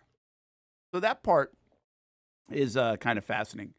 Timmy Devil, so Zay, Kirk, and Ingram had a bad drop game too. Forget what team it was against. Yeah, they had drop. Might have been Kansas City or Kirk had some bad drops. That's what we were talking about a little bit yesterday. The drop stuff is a weird one because there are a lot of teams that have drops. Like, it's not an uncommon thing. But if you're also performing, see, the difference right now is Brian Thomas Jr., he's dropping the football, but he's really not performing to offset it. Those guys, over the course of the year, they dropped some footballs, but they also had career years. So to me, there's a big difference in that of how it feels and looks. The Jags aren't really getting, outside of the big play, much of anything from their top 2 wide receivers at the moment. Yeah. And by the way, I will say this, Travis Hunter should not be looped in here. He's not dropping passes. No. I mean, the only one he had was Cincinnati, and that was like the tip deflection thing. Yeah. Yeah. So, I think. Yeah. Oh, is that goes as a drop? Well, I mean, I don't know if that's a drop or not. I'm not sure. Where it felt like he should have. But I feel like from the fan base, maybe even from the coaches, that can be counted as a drop. I hear you. Yeah. Hey, one other have you guys talked about it yesterday at all? Did you see Marvin Harris Jr.? Marvin Harrison Jr.? Oh, yeah. No, we didn't talk about it, but he's struggling. But apparently he's struggling mightily with the drops. Yeah, I watched a little bit of that game, and he is not looking good. But what's going on? These are talented guys. What the like heck's wide going open. on? I have no idea. Yeah, that was a wide open play. Yep. Wide open. Off the hands. He was like real emotional about it. Of course, yeah, man. I mean, like, especially as highly touted as he was, and like, that's the thing. It's so uncharacteristic of him because in college, like, he was sure-handed everything, And then when you got those beautiful Kyler Murray spirals hitting you right where it needs to be, like literally couldn't have pinpointed it any better. You drop it, rough, man. Yeah, you talk about a week-to-week league or maybe a season-to-season league. That class that had done Marvin Harrison had a little criticism last year. He wasn't great. Yeah. Neighbors obviously has had really huge games even 2 weeks ago. Yeah. And then shut down against Kansas City. Yeah. Right? Mm-hmm. And who knows whatever's going on in Neighbors. Every week it seems like it's a thing. I think there was a look at like OBJ talking to him after, like, what were they saying? Yeah. But then we see Brian Thomas Jr. last year versus this year right now. Mm-hmm. It's a weird vibe around that talented group. How's Odunze playing overall? I think he's actually doing pretty good, if I'm not mistaken. Yeah. I haven't watched a lot of Bears, but I think he's doing all right. Yeah, that's just kind of interesting. You mentioned Evan Ingram. I want to just get to this before we forget about it. Brenton Strange on Jags Report Live.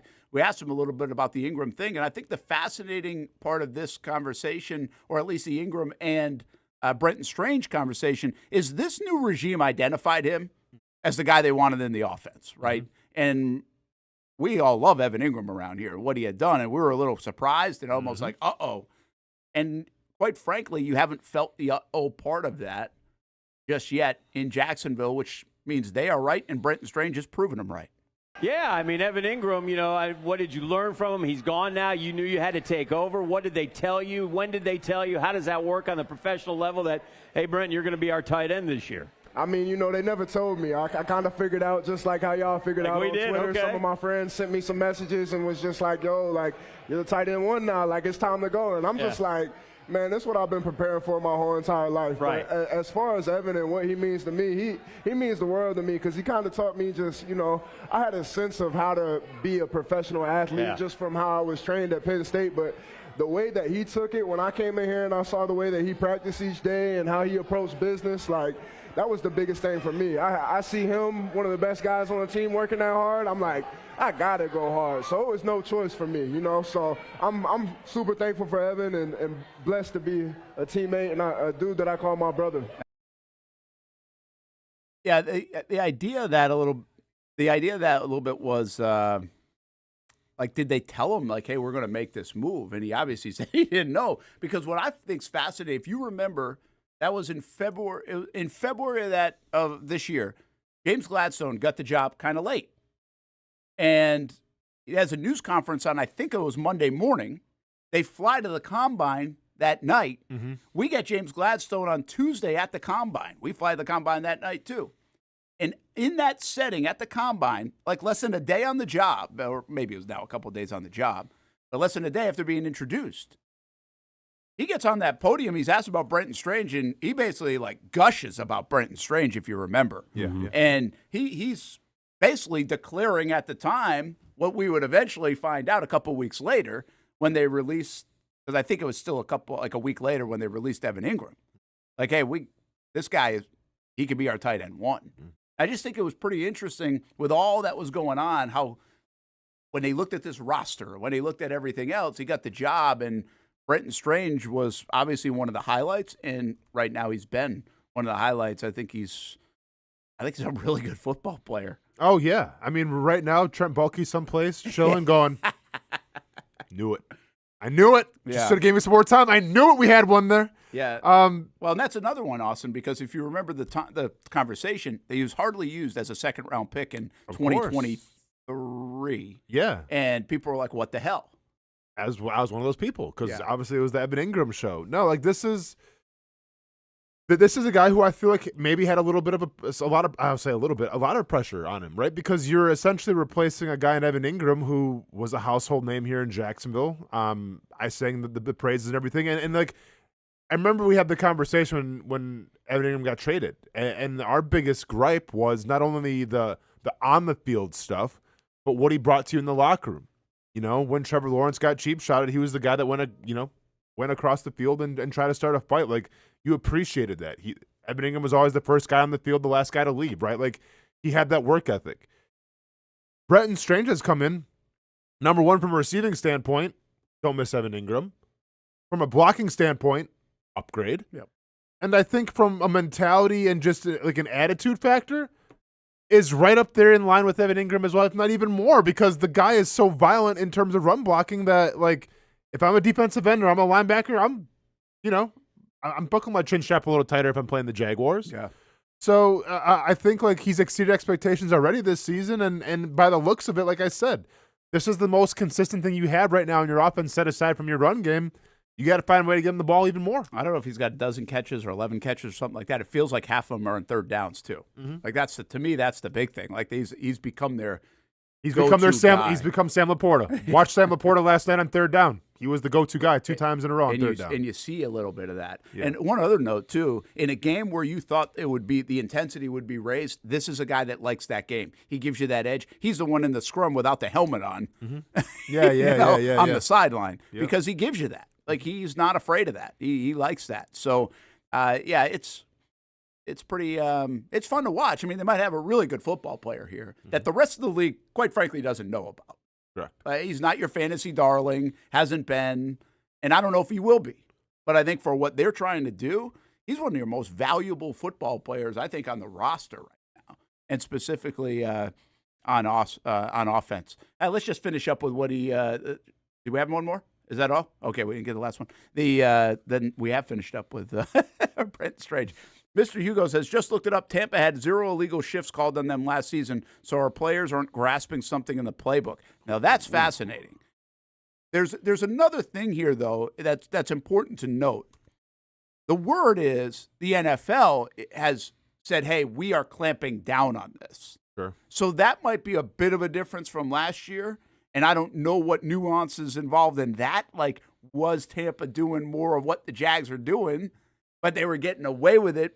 And is that one of the reasons the NFL said, hey, we're going to clamp down on it? So that's a great stat, Mr. Hugo. I just don't know the relation from if you went back and looked at it, would they have 12 of them? Because the way they're calling it this year. But it is notable that's pretty eye-popping. Why did they get it? Are they more veteran? Is it Mike Evans and is it Baker and everybody else? But they also had Bucky Irving, and they do have a pretty veteran team in Tampa. And I think Travis Hunter has been guilty of some of this. He's a young player and a new offense. But the Jags also have young running back sometimes out there, another young running back sometimes out there. So even everybody's part of this new offense in general. So they got to fix it. Bottom line is that one's the one that's got to stop to me.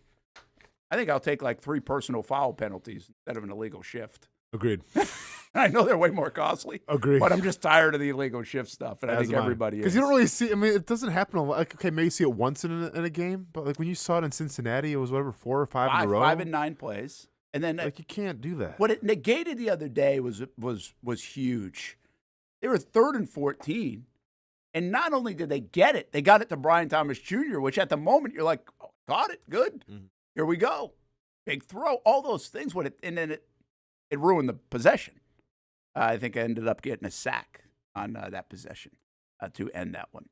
Brent Austen Show, Action Sports Jax 24/7 Network. Let's do this. We're going to get to an extra break in this hour. Let's stay on time and do it. And we'll come back. And, hey, it's a great week of sports. I want to talk about final stretch of the Major League Baseball season this week. It closes up shop. And I like the Ryder Cup. The college slate is a lot better than it was last week. So we got that. So we'll still have much to get to, but it's a good week. We'll talk about what you're looking forward to. And Austin's on his way to Australia. What should he watch? That's a good call. Yeah. What would you watch? You have a lot of time to watch a lot of things. Yes, so you do. Taking all suggestions. Apparently 26 hours. Holy cow. We'll be right back.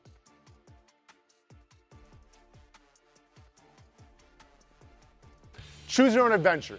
It's not just a saying, but a way of life here at Cycles of Jacksonville.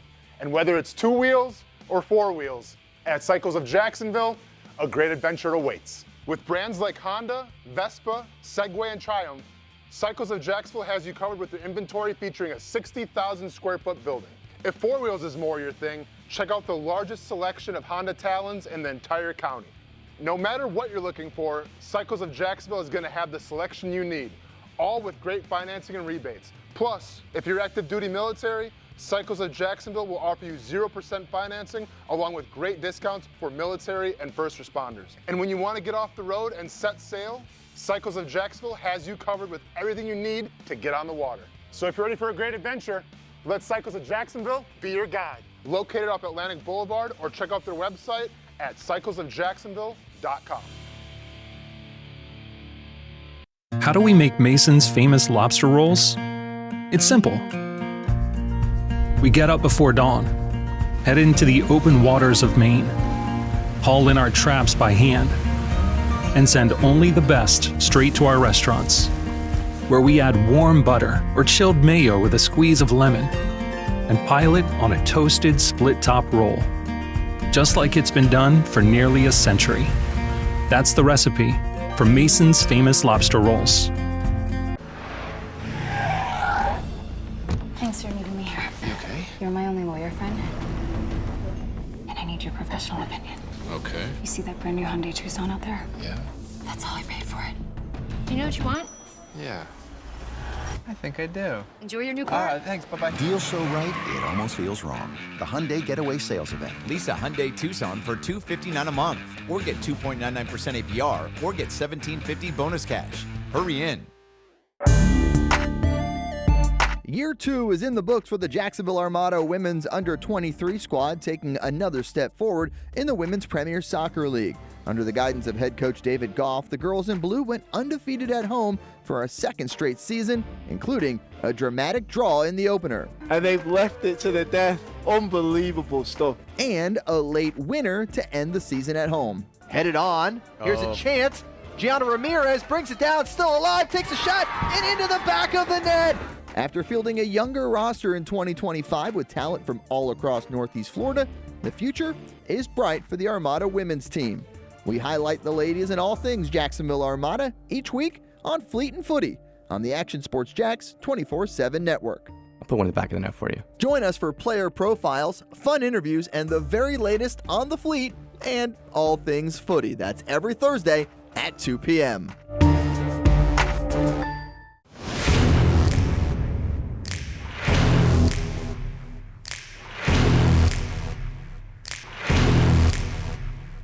Grab some friends and go to a restaurant or head out for a drink and some conversation. Watch your favorite team play on the big screen. Or how about play some games? You can do all of that in one night at Best Bet. Each location has a different vibe, its own personality, like here at the original Best Bet in Orange Park. When you walk through these doors, everybody knows your name. And here in St. Augustine, it's the newest location. Play some poker. How about the table games? And don't forget about Ace's Sports Bar and Grill. And then there's the Jacksonville location right here on Monument Road. It's the biggest poker room in the state of Florida. Maybe you'll find yourself a seat right here at the final table. Best Bet, where you can have the best of times. And that makes you always go home a winner. Try any of the 3 locations, and you can always visit bestbetjacks.com. Putting your needs first. It's the backbone of how First Florida Credit Union does business. In all honesty, you might as well be speaking another language when it comes to finances. Sure, I'm good with my money, but what am I missing in the fine print? That's what led me to First Florida Credit Union. They're the perfect choice for anyone starting their financial journey because they keep finances easy. Plus, they offer financial education and resources I can trust. So I'm always growing more confident. And as a young adult, I am constantly adding more responsibilities to my plate. From a car payment to a mortgage, it all adds up. Luckily, First Florida Credit Union makes sure it adds up in all the right places and not the wrong ones by offering better rates and lower fees than traditional banks, even if you're still trying to grow your credit. Because as a member-owned institution, First Florida genuinely puts people's needs first rather than focusing on profit. So I know as my needs change, they'll be right there to help me reach my goals. Check out firstflorida.org to learn how you can benefit too. Welcome back to the Brent and Austen Show, streaming on the Action Sports Jacks 24/7 network. Brent, this is where are we going? This is a revolutionary move by Bowling Green. Bowling Green, great football program. Great football program. Home of Harold Fannin Jr. Yep, home of me getting my broadcast boot camp certificate from there. Oh, is that where you did it? Oh yeah, Bowling Green University, man. Should have used Ashland. Hey, they weren't offering, so I don't tell you. But Pudge the Cat is the official mascot of the Bowling Green football team. And you know how I feel about cats. But I'll give a special exemption to this one. This guy, look at him, man. Yeah, he's got a cool look at that face. That's Garfield. That's a mascot if I've ever seen one. Didn't even open his daggum eyes. And I'm sorry, he's not a mascot. He's the morale booster, by the way. They call it. Not a mascot. You know who Garfield is, Hamby? Of course. Oh, you do? Yeah, I think that's like universally known, Brent. Comics, and I hear you.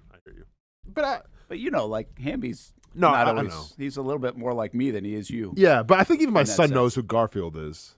Really? Yeah. Oh yeah. Yeah. I gotta ask my kids now. Well, because keep in mind, like they've made like newer movies with Garfield.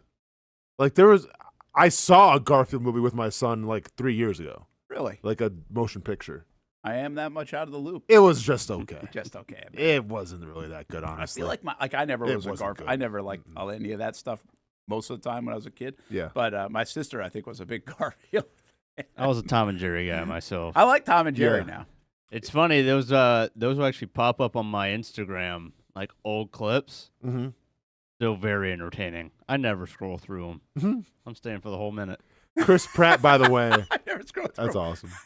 I'm serious. I watched like 3 of them yesterday. That is like, by the way, that could be on a shirt. Oh yeah, for today's generation. I'm staying for the whole minute. Stay for the whole minute. Never scrolling, baby. Chris Pratt, by the way, was the voice of Garfield in the movie that I saw. Really? Yeah. Yeah. Like I said, it was just okay. I can tell. Oh, Ronan thought it was like, liked it. Oh, he thought it was like the next Shawshank Redemption in terms of Oscars. Like this was a revolutionary. This is a revolutionary movie. He thought. I was just sitting there like, I'm all set. Now you're dropping all Ohio in Mansfield, Ohio. For Oh, Great yeah, that's Redemption. right. That's right. I told Yep. you that one before. Yep. Man, that's such a good movie. That's going to always be great, right? They say it take a man 60 years to get out of this prison. See, this is wild that Hamby's like. Andy Dufresne did it in 6. Hamby, where are we with? Okay, so That where was we? pretty good. That's fantastic. So you've seen it a couple times, Hamby. I've seen it, I think, twice. Okay. Okay, so have you seen like all the staples? You've seen like Good Will Hunting? Have we had this conversation before? He hasn't seen Good Will Hunting. I have not seen that one. There Will Be Blood? No.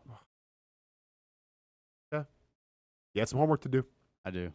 Got some. I used to give Brent homework, and we can't right now because it's obviously on the way trips though. You can watch some movies and stuff. Yeah. It is funny, man, how I just put down the shows because I was watching a lot of shows in the summer. Put down as if he's talking about a freaking sushi. I know. I guess he's putting down food or like a drink or something. But now I actually caught myself the other day. I'm like, man, I haven't I was trying to watch shows quite a bit. Yeah. Even in August. Well, yeah, you're like on like that whole Western kick for a while. Yeah. You were, what was it?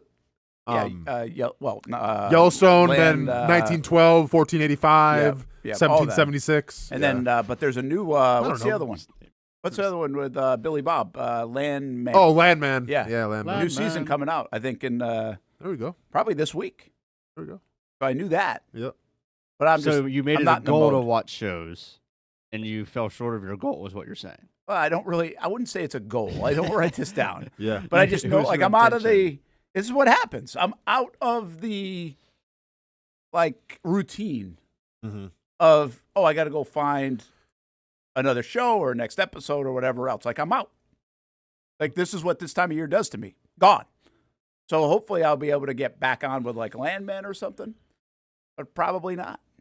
Brent, can we take a Action Sports Jax field trip to the movie theater when the new Daniel Day-Lewis movie comes out? Because he came out of retirement to do another movie. You did, huh? Yeah. Let's do it. I'm not sure when it's coming out the theaters, but his because he swore off movies, he's done with them, and then his son is directing his first movie. So as a favor to his son, he's going to be in his son's movie. Yeah, that's really cool. That's pretty neat. When I was a senior in high school, I actually got my speech class to take a field trip to go to the movie theater to see The Greatest Showman. Just because I wanted to get out of class, and the teacher kept talking about how excited she was. I would have just went to class. That was a decent movie. Yeah, I mean, I didn't see it, but I didn't. Yeah, it's I didn't probably really not, care but that one was way a or the musical, other. right? Huh? It's a musical, Kind of more with musical, with yeah. Wolverine. Yeah. Yeah, we're good. Listen, yeah, we're all good. I didn't care one way or the other, but I had science after speech, and I wanted to get out of it. And I petitioned That the was good for teacher you. and the principal, and it worked. So I got It to go worked. to the movies. Yeah. Nice job. You were the good hero for that you, day. man. It worked for you. Yeah. You're going to Australia 26 hours. Yep. And so how many shows could you binge watch in 26 hours? Maybe we should save. I That mean, I could question watch for a little One later. Piece for. I yeah? could maybe get by half the half of One Piece that we talked about with Tom Brady, who wore the T-shirt and everything. See what he said about that dog? No. What game did he call? Tom- Oh, it was Pickens.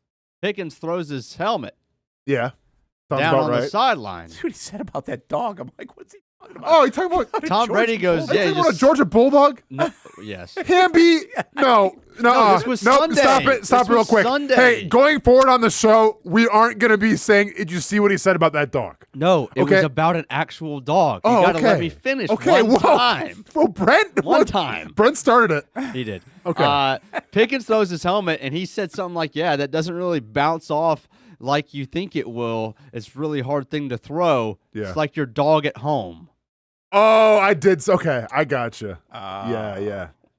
No one's throwing dogs, Tom. Yeah, dude. Peter, No one's throwing dogs. get your man. But by the way, you guys see Derrick Henry in the little helmet throw last night when he fumbled? slipped. Hey, Fumbled on the field. I and off. was afraid for everybody within 100 feet vicinity. Yeah, I was 'Cause afraid for the bench. When that dude gets pissed, hey, I didn't see have that. Oh yeah, Here we go. you got the video?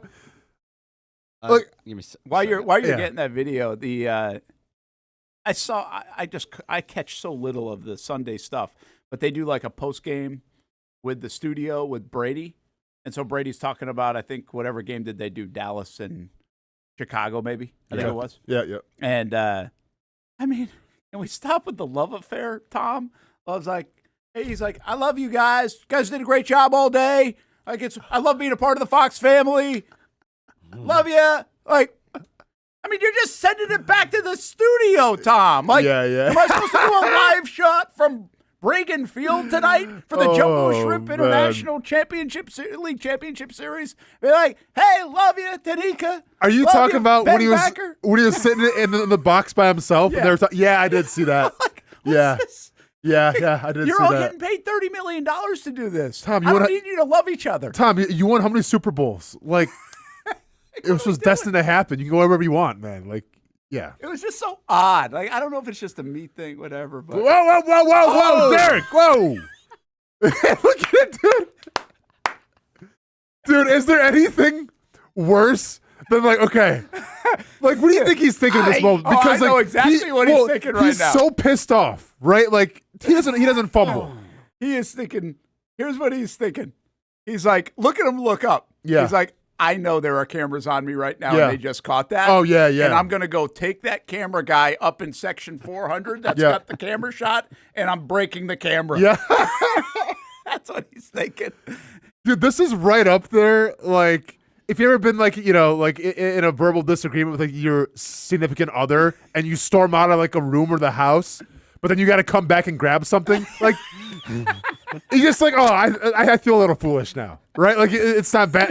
I get it. Yeah, it's sports, right? It's like when you're in a heated sports argument with your buddy, and then you stutter. Yeah. It's over. It's over, man. It's over. Poor It's Derek. over. You lost. Poor Derek. Doesn't matter what you were saying. You lost. Poor Hold your Derek. L. Because he doesn't for as big as he is, it's not like he shows a lot of emotion No, he in terms, doesn't. No. props to him for that. So when I saw that live, I'm like, oh, what's about to happen? And then all of a sudden he slips. I'm like, man, dude. That whole Ravens team seemed whiny last night. Oh, here we go. Here's Lamar, the thing. I think what's kind of bigger funny one. about the Derrick Henry stuff is he is such a beast of a man. Yeah. That I don't think anybody even messed with him on that. He showed his humanity. What are you going to say to him, What are you man? going to say? What do you say? What? Like, Yeah, I don't what are you even. gonna I'm not do? sure. I'm sure social media is saying stuff, but I even think social media is kind of writing that Yeah. in a very hesitant way. We should 'cause they probably- think, yeah. what if he comes to my house? Yeah. I almost kind of want to scrub it from the show now. I almost want to shut down this stream and restart it up because I don't want him to even see us talking about He it. has such a persona in that way. But Man. now, my point in that is if Daniel Jones does that in the same kind of moment, it's Oh, yeah. everywhere. I'll be starting the show off with that. That happens. Believe me. It's still everywhere. Do you remember when Daniel Jones tripped? Is this thing everywhere? There are That so thing many is good everywhere. memes out. Yeah. Do you remember when Daniel Jones tripped and fell, Brent? And I remember. Oh, that was And my that 90-yard run, yeah. that was my religion for a couple weeks. That was my whole reason of being. Oh, good stuff. I don't get the And then Daniel obviously the Jones whole stuff. Kyler Murray, the touchdown of DeAndre Hopkins in the end zone to win the Hail game. Mary. I celebrated that for a while. Yeah. Can't be missed all that. Good times, man. Good I had times. to surrender the Daniel Jones, but I'm about to bring it Brett, back. bring it back, honestly. I mean, Kyler Murray's he's 3-0? 2-1. 2-1. Oh, that's got to be But yeah, man, bring it back, Brett. Brett, think of Why is Daniel Jones playing like this? crickets. I have no idea. I don't think anybody knows. I mean, I guess better weapons, but I mean, think about the New York that's Giants. Saquon Barkley. Yeah. New York Giants let Saquon Barkley go. He wins the Super Bowl. Mm-hmm. They give up on Daniel Jones. Yep. And they signed him, Who's the other cat? and now he's undefeated. Is it Xavier McKinney too? Isn't he an All-Pro or something? Oh, There's a another defender one? that they let go. They brought this up during the game I was watching. Oh, they did. Where it's former Giants having giant seasons now, and it's dang. graphic. Yeah, it's a great graphic. That's a good graphic. Yep. That's just He's completing 72% right now. yeah. I don't get the Daniel And Jones thing. And maybe the most surprising, his average per completion is 9.3. Well, Pretty high. because they're being selective where they throw it, and obviously Jonathan Taylor's playing really well. Yep. They got the run game cooking. Their offensive line's playing really well. Pittman's pretty solid. So- Jones is good. Yeah, I mean, and I would like to sit here and say, Tyler okay, Warren. that's because they played the Titans. Yeah. What'd you say? Tyler Warren too is really coming yeah, on, and he's really added. Yeah. So, and I like Tyler Warren in that draft. We thought, hey, could you add Tyler Warren, or could that be we had a long conversation about that. We did. And yet the Bears Same thing with wanted to Brock go Bowers as loved well. ones. What's that? Remember with Brock Bowers as well. Well, with Bowers too. Because yeah, that was we might the have whole had a longer conversation about Bowers. But no, year prior. But we were trying to get two good Two tight ends on the team. Yeah. But I think Bears fumbled so bad. Who did Indianapolis beat week 1? Oh, the Dolphins sort of played terrible. But the Broncos win was a good win. Yeah, but are the Broncos like? We'll see. Well, They're 1-2. Yeah, but they'll be tested this week because they're playing the Rams. I think it's at LA too. Yeah, it is at LA. And so we're about to find out them in my wagers on the weekend. The Colts or the Rams, Hamby. Rams. Yeah. So you I think bet the against Colts? I bet against the Colts last week with the Titans, and that didn't work. Yeah, not at all. Actually, So did you, Brent? Yeah, I thought the Titans.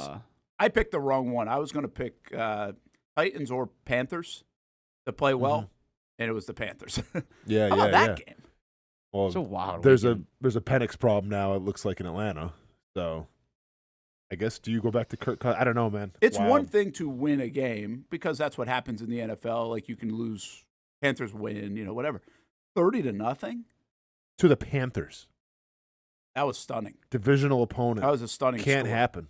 And watch, the Falcons will come back this week and win. That's just what they do. Yeah. Well, Should've yeah, Kyle because that's the Pitts more. NFL, right? I mean, it's just that part is the NFL, but 30-0 is not the NFL. That's my point. It's Like so hard to figure out. Especially against the Panthers, Brent.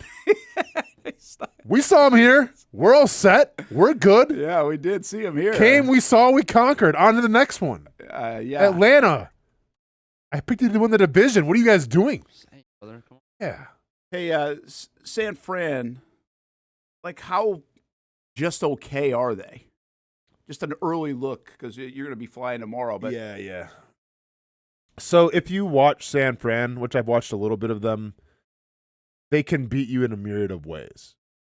Like, you see their roster, and it doesn't scare you whatsoever, set aside from Christian McCaffrey and their offensive line. But you look at how they win football games, even with a backup quarterback, like Juszczyk can have a day. Yeah.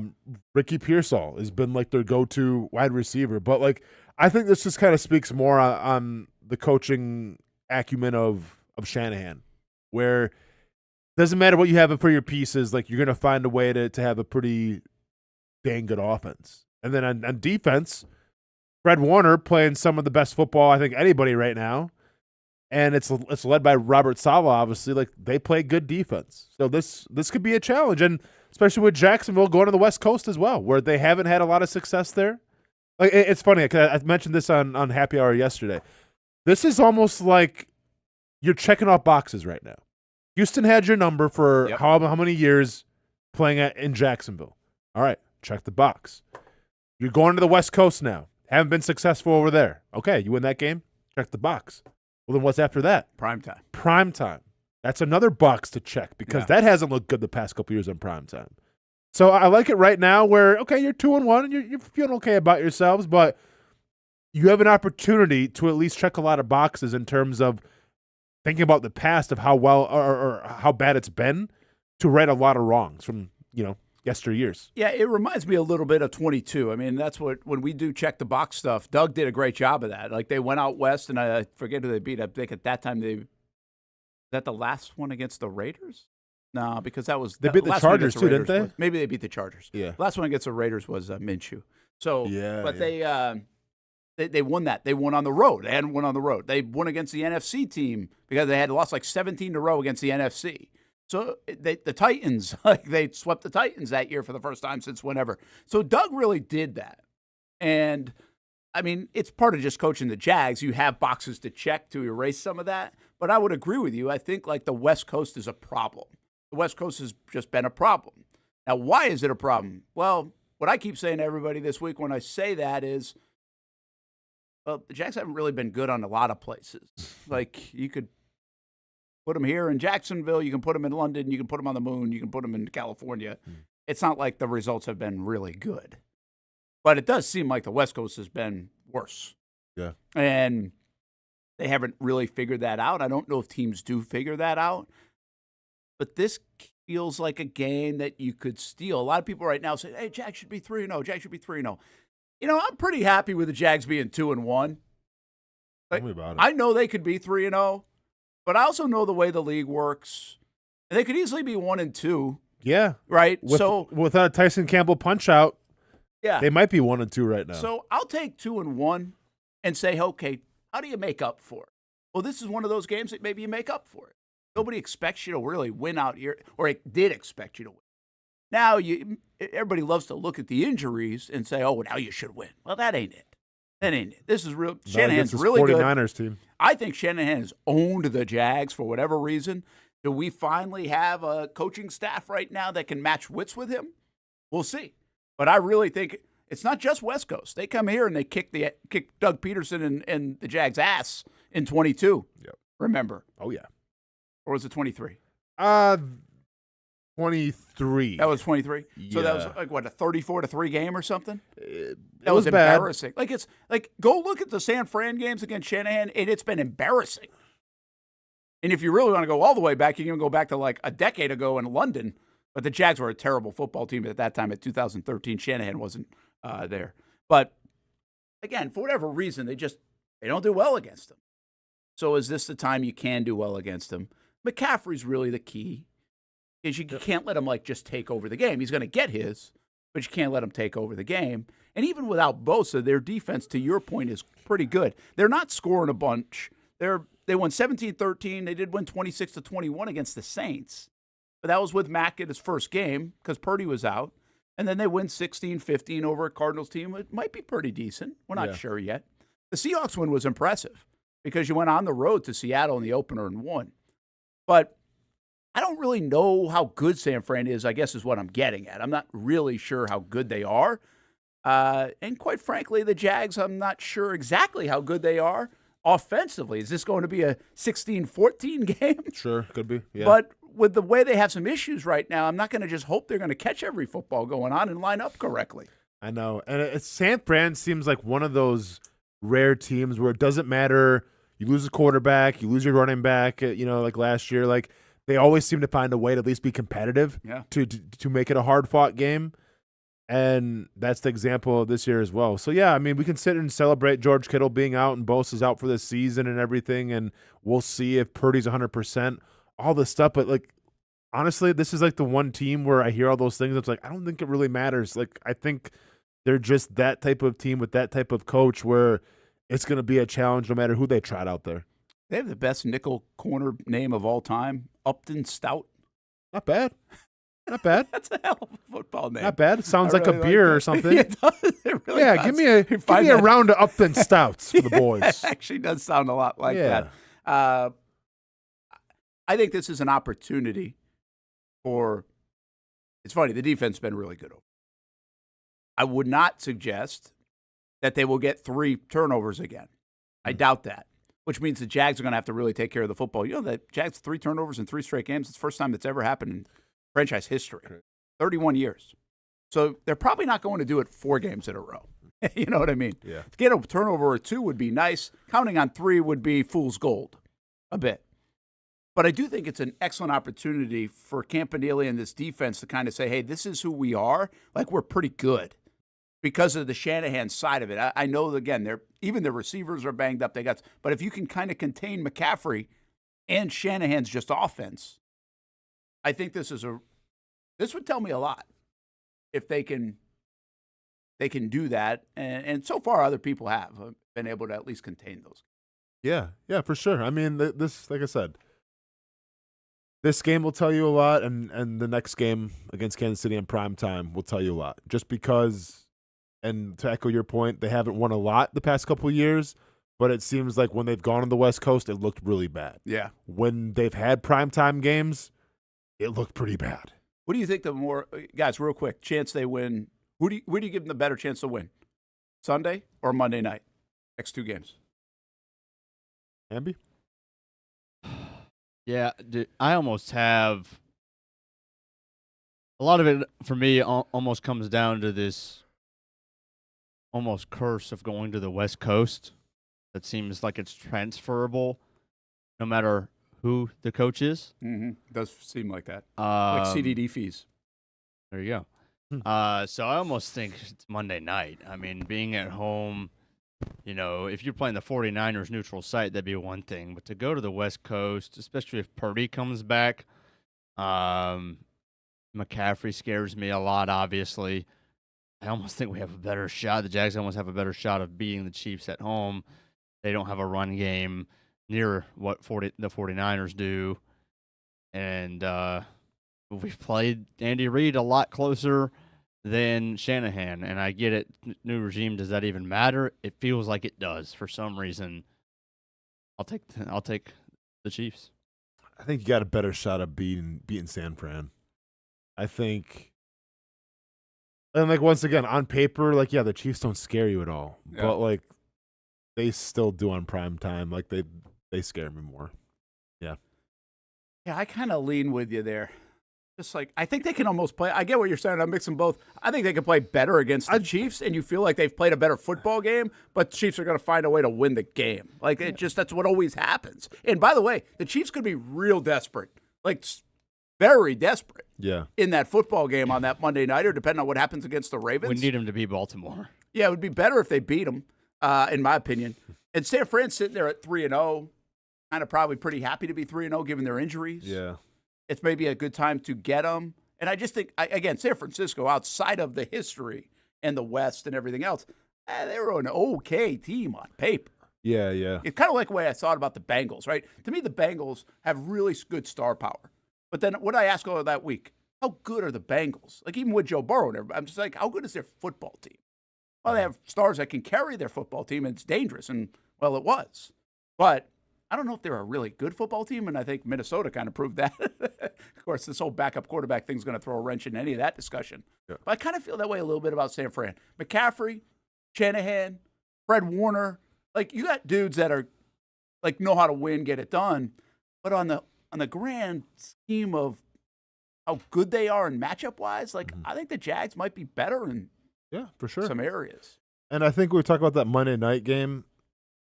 See, like, and I get like it's different now with this new regime, but like that's the prime time game still scares me. Yeah, like I'm reminded of the Bills game. Fright. Yeah, I'm reminded of the Bills game, how that went, and just my group chats just roasting me and the entire city of Jacksonville for how it looked on prime time. But like, this is the cool thing about it though, and you saw it with Cam Scadaboo and the Giants on Sunday night. Like, if the Jaguars can come out and compete with the Chiefs, and heaven forbid showcase Travis Hunter, and he has a couple, like, if Travis Hunter has a crazy touchdown, Brent, Action Sport, hey, you might as well get new servers in here because there's gonna be a lot of new fans trying to join. Yeah. It's simply will not hold. Okay, so you better tell them to get new servers because like if Hunter has the coming out party Monday night against the Chiefs in Jacksonville, buckle your seatbelts, everybody. Gosh, I'm kind of waiting for it, huh? Buckle your seatbelts. We'll get there eventually, but I'm waiting for it. I'm waiting for that. But what better, Trevor? I'm waiting for those guys to look good and just be like, boom, and you could do it on that Monday night. Can the timing be right? But that being said, if you go beat San Fran, you come in 3-1. This place is rocking now. True. And really looking forward to that game. True. So, and the schedule makers did the Jags a bit of a favor. You going out west, you actually get an extra day to recover coming back before that Monday nighter. So that's not bad. Things are falling into a decent place for the Jags on the break line so far. Just to give you one other note I found interesting. Brenton Strange has never played a game out west. He didn't count Las Vegas, although it probably should be. But he's never played a game in California or Oregon. I said, well, that's because Penn State wasn't in the Oregon wasn't in the Big Ten. It's not like it is now. We're just, hey, all across the country we go. But it's pretty interesting. They have guys that literally have never played a game in California. Wild. It is kind of wild, right? You think they all would have by now. Noon hour still ahead. Crazy sports week. Really good sports week. We'll try to help Austen get to Australia. And a little bit more to come here on the Brent Austen Show. I think we have Jacksonville Feud today on the show, too. Thanks again for everybody with our Action Sports Jack Stream 18, presented by Access Golf and Cadillac. Had a great day out there, and look forward to next year. ActionSportsJackStream18.com if you want to learn more about it. When it's time to get a new car for anyone in your family, just remember, nobody but Nimnick, the #1 Buick GMC dealer in Jacksonville. Get the latest price breaks on 2023 and 2024 models or the newest 2025 vehicles in the showroom on Phillips Highway or shop online at NimnickBuickGMC.com 24 hours a day. GMC Sierras, Yukons, and the redesigned Acadias, or get the all-new redesigned line with Buicks. It's nobody but Nimnicht, and part of the reason why is this is a first-class buying experience here at Nimnicht Buick GMC. You're not just a customer, you're a friend. This is about getting a vehicle that best fits you and getting you on the road, and also helping you and your family down the road. Nimnicht has a treating you right guarantee, courtesy, respect, fairness, and most Buicks, GMCs, and Jacksonville's only Car Bravo dealer, nobody but Nimnicht. Who has put in the most years and stands behind a better experience? Nobody but Nimnicht. GMC. We are professional grade. If you look good, you feel good. And the medical professionals here at Ponte Vedra Vein and Aesthetics are here to make you feel your best. I'm on camera every week, and I have a confession to make. I'm not always confident in my appearance. Can you see my dark circles? Is my makeup highlighting my fine lines instead of covering them up? I question it all. So when I found out about the wide variety of procedures here at Ponte Vedra Vein and Aesthetics, I knew help was just one appointment away. Medical Director Dr. Megan Deacon Casey and her board-certified physicians have been using the latest in cutting-edge technology for the last 10 years, giving men and women their personal confidence boost. From Botox, fillers, Morpheus 8, and so much more. The hardest part was figuring out what I needed. Thankfully, the medical team walked me through what would work best for me through a free consultation. Come look and feel your best with the team here at Ponte Vedra Vein and Aesthetics. Visit them at one of their 2 locations, either over in Ponte Vedra or on the south side. Baker's Sports. It's a hometown business filled with hometown people trying to make you feel right at home. Chris Conley, Jacksonville University. Walker Wright, class of 2018, West Nassau High School. Michael Young, Fletcher High School. Baker's Sports started in a grassroots way and now outfits much of the Southeast. Tony Mazzio, Sandwood High School, class of 2002. High school sports, travel sports, youth sports of all kinds. They are a one-stop shop carrying Nike, Adidas, Under Armour brands, and more. Vincent Caldes, Oak Leaf High School. Samuel Coffrin, Paxton School for Advanced Studies. Whether it's sports teams on the field or it's your team in the workplace, like our Action Sports Jacks team, and community events like the Dream 18 Golf Tournament, and many others. Cole Tilley, Hilliard High School. Reagan Webb, Eagles View Academy. Look good, feel good, play good with Baker Sports. Custom sports apparel since 1997. Shop with the hometown team at bakersport.com.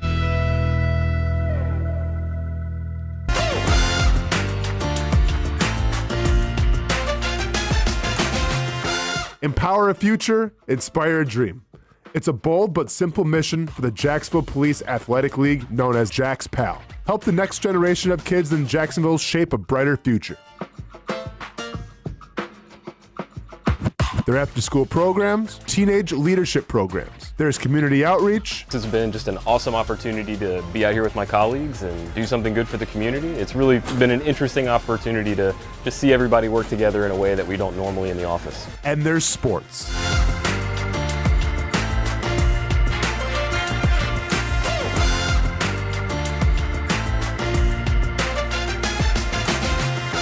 There are also ways you can help the next generation with a donation of any kind. Just visit jaxpal.org to get more information. Empower a future, inspire a dream with Jax PAL. Most of us know how to throw.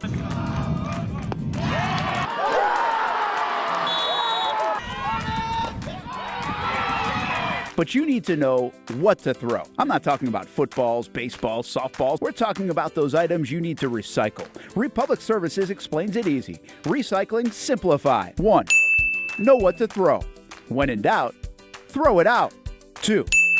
Empty, clean, and dry those materials. It takes an extra minute, but it makes a big difference. And 3. Don't bag it. This makes the recycling process faster and more efficient. This is a look at the Republic Services North Florida Recycling Center. You can make this process even more efficient. By utilizing those 3 steps, Republic Services can help you become a better recycler in your home. Learn more at recyclingsimplified.com. Welcome back to the Brent and Austen Show, streaming on the Action Sports Jacks 24/7 network.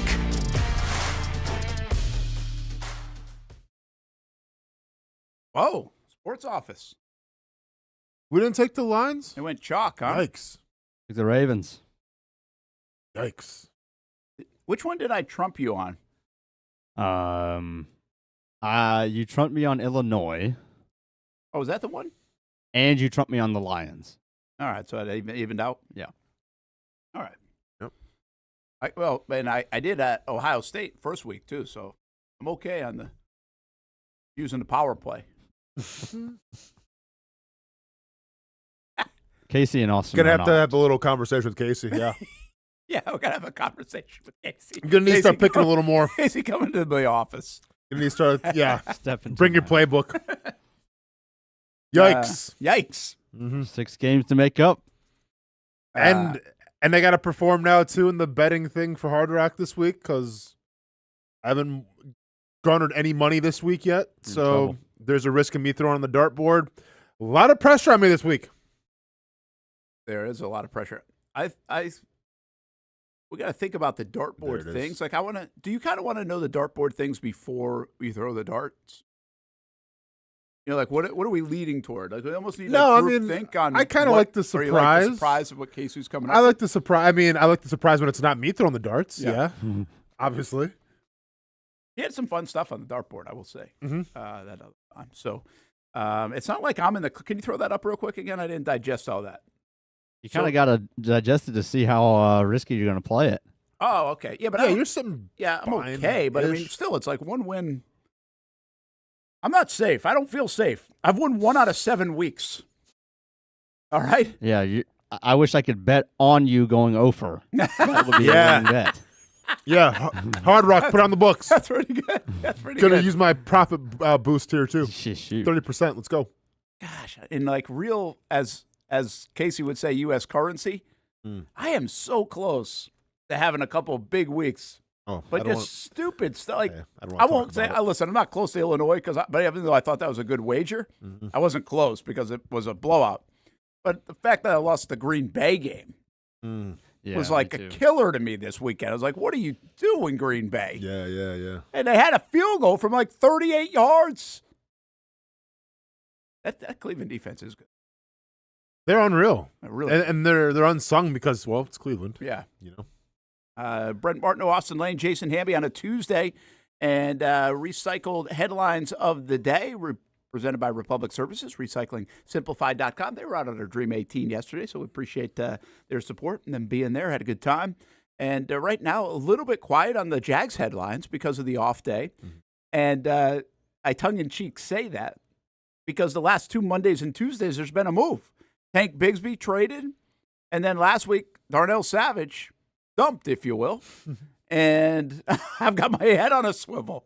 I'm kind of wondering, okay, what's next? Yeah. I don't anticipate the Jags making a move, but do they need to make a move? Because where's De'Ami Brown? And if they don't have De'Ami Brown, and they've got Brian Thomas Jr. struggling, and Parker Washington takes a notch down on the reliability list, and Travis Hunter hasn't even been used much, like what do the Jags have right now at wide receiver? And do they need to go get somebody else? I mean, Tim Patrick's been playing a bit for him. I don't know where he is on the reliable brain. He came in September. How much does he even know about the offense? Do the Jags need to do something at wide receiver? Or do you just bring up like an Austin Tramble or somebody like that if needed to do? I don't even know exactly who's on their practice squad right now in front of me. I mean, when we asked Liam Coen about losing Evans and Godwin for a little bit last year, he said his first instinct was to go out and try to trade for somebody. Yeah, he did. So I always feel like, especially on the offensive side of things, where if there's a position that needs to be fulfilled, they're going to try to do their due diligence and try to fill that position and, to the best of their abilities. To me, it depends how long De'Ami is going to be out for. Like, that's going to be the telling factor. If you can you get by with him for 1 or 2 weeks? I think so. Probably, yeah. If it's a long-term thing, well, then, yeah, I think you need to take a look at something because he was a big part of that offense.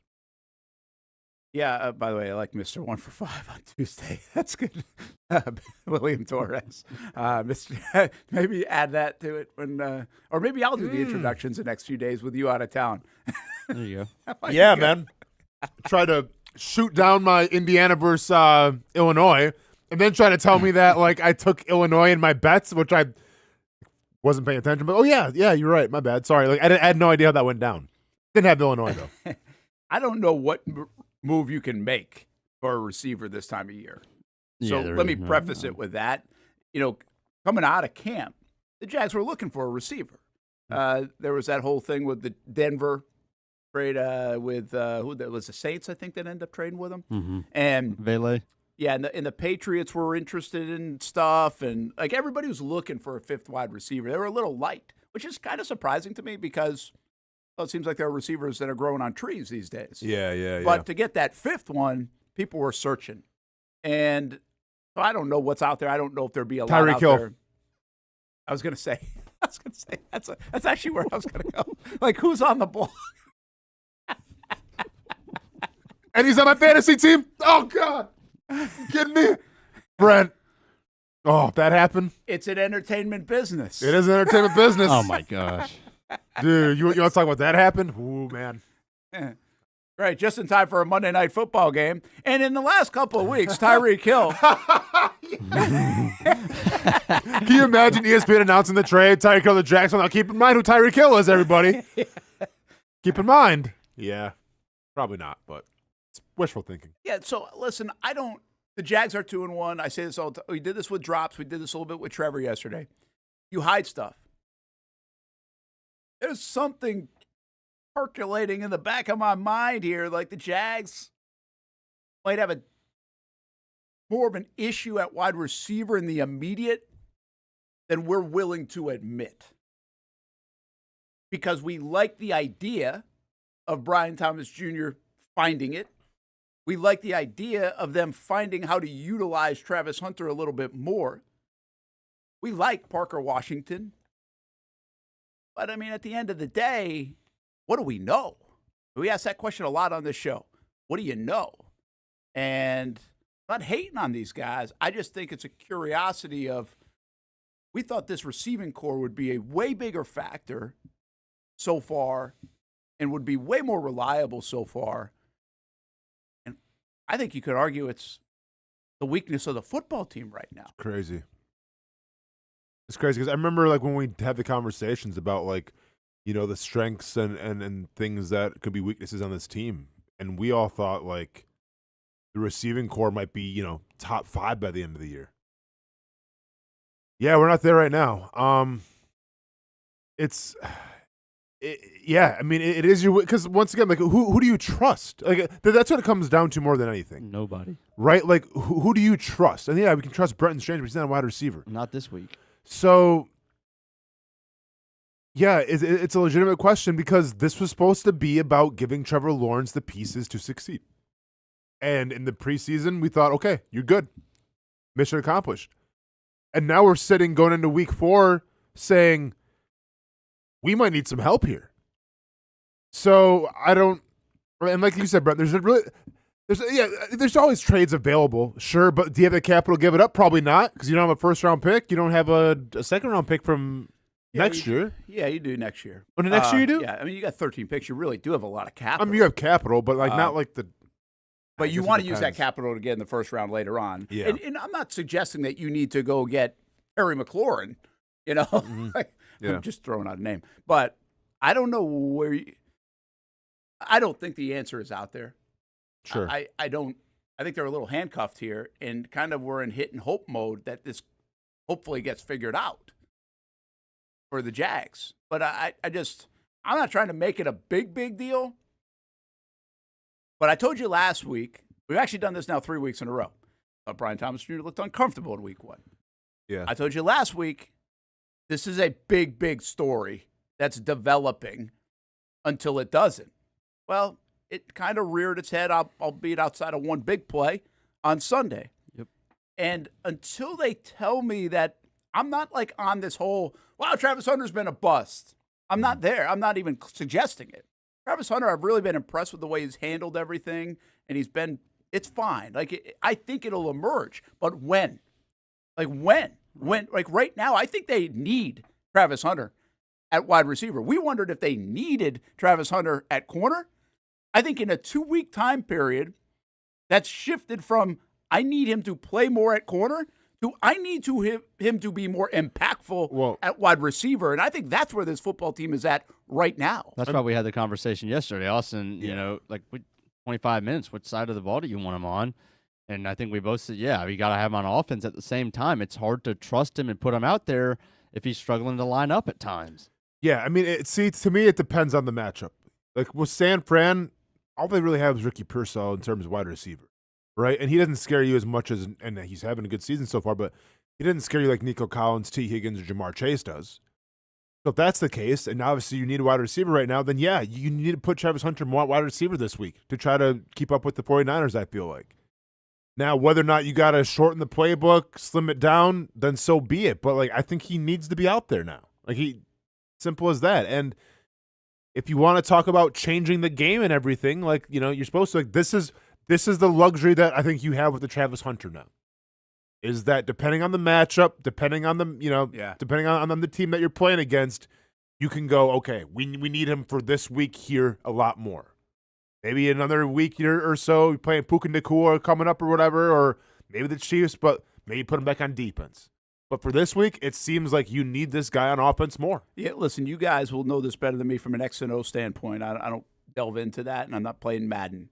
And I'll put you on the spot. I mean, how can they realistically? And let's not get carried away with the lineup. I think he knows the playbook. He's a smart guy. I think there's some details to it that he's missing on occasion. It's not every time he lines up. It's De'Ami Brown had some too. So, like, it's not just him. Let's just assume that part is fine. Let's just take away that. How do you get him more involved? How do you get him the football? We saw him get the football at 6-7 yards, turn it into 21. And I think it's really underrated play in the football game. But it's one play. Like, I need like 4 or 5 of those opportunities. Mm-hmm. So, and I don't necessarily need him, in my opinion.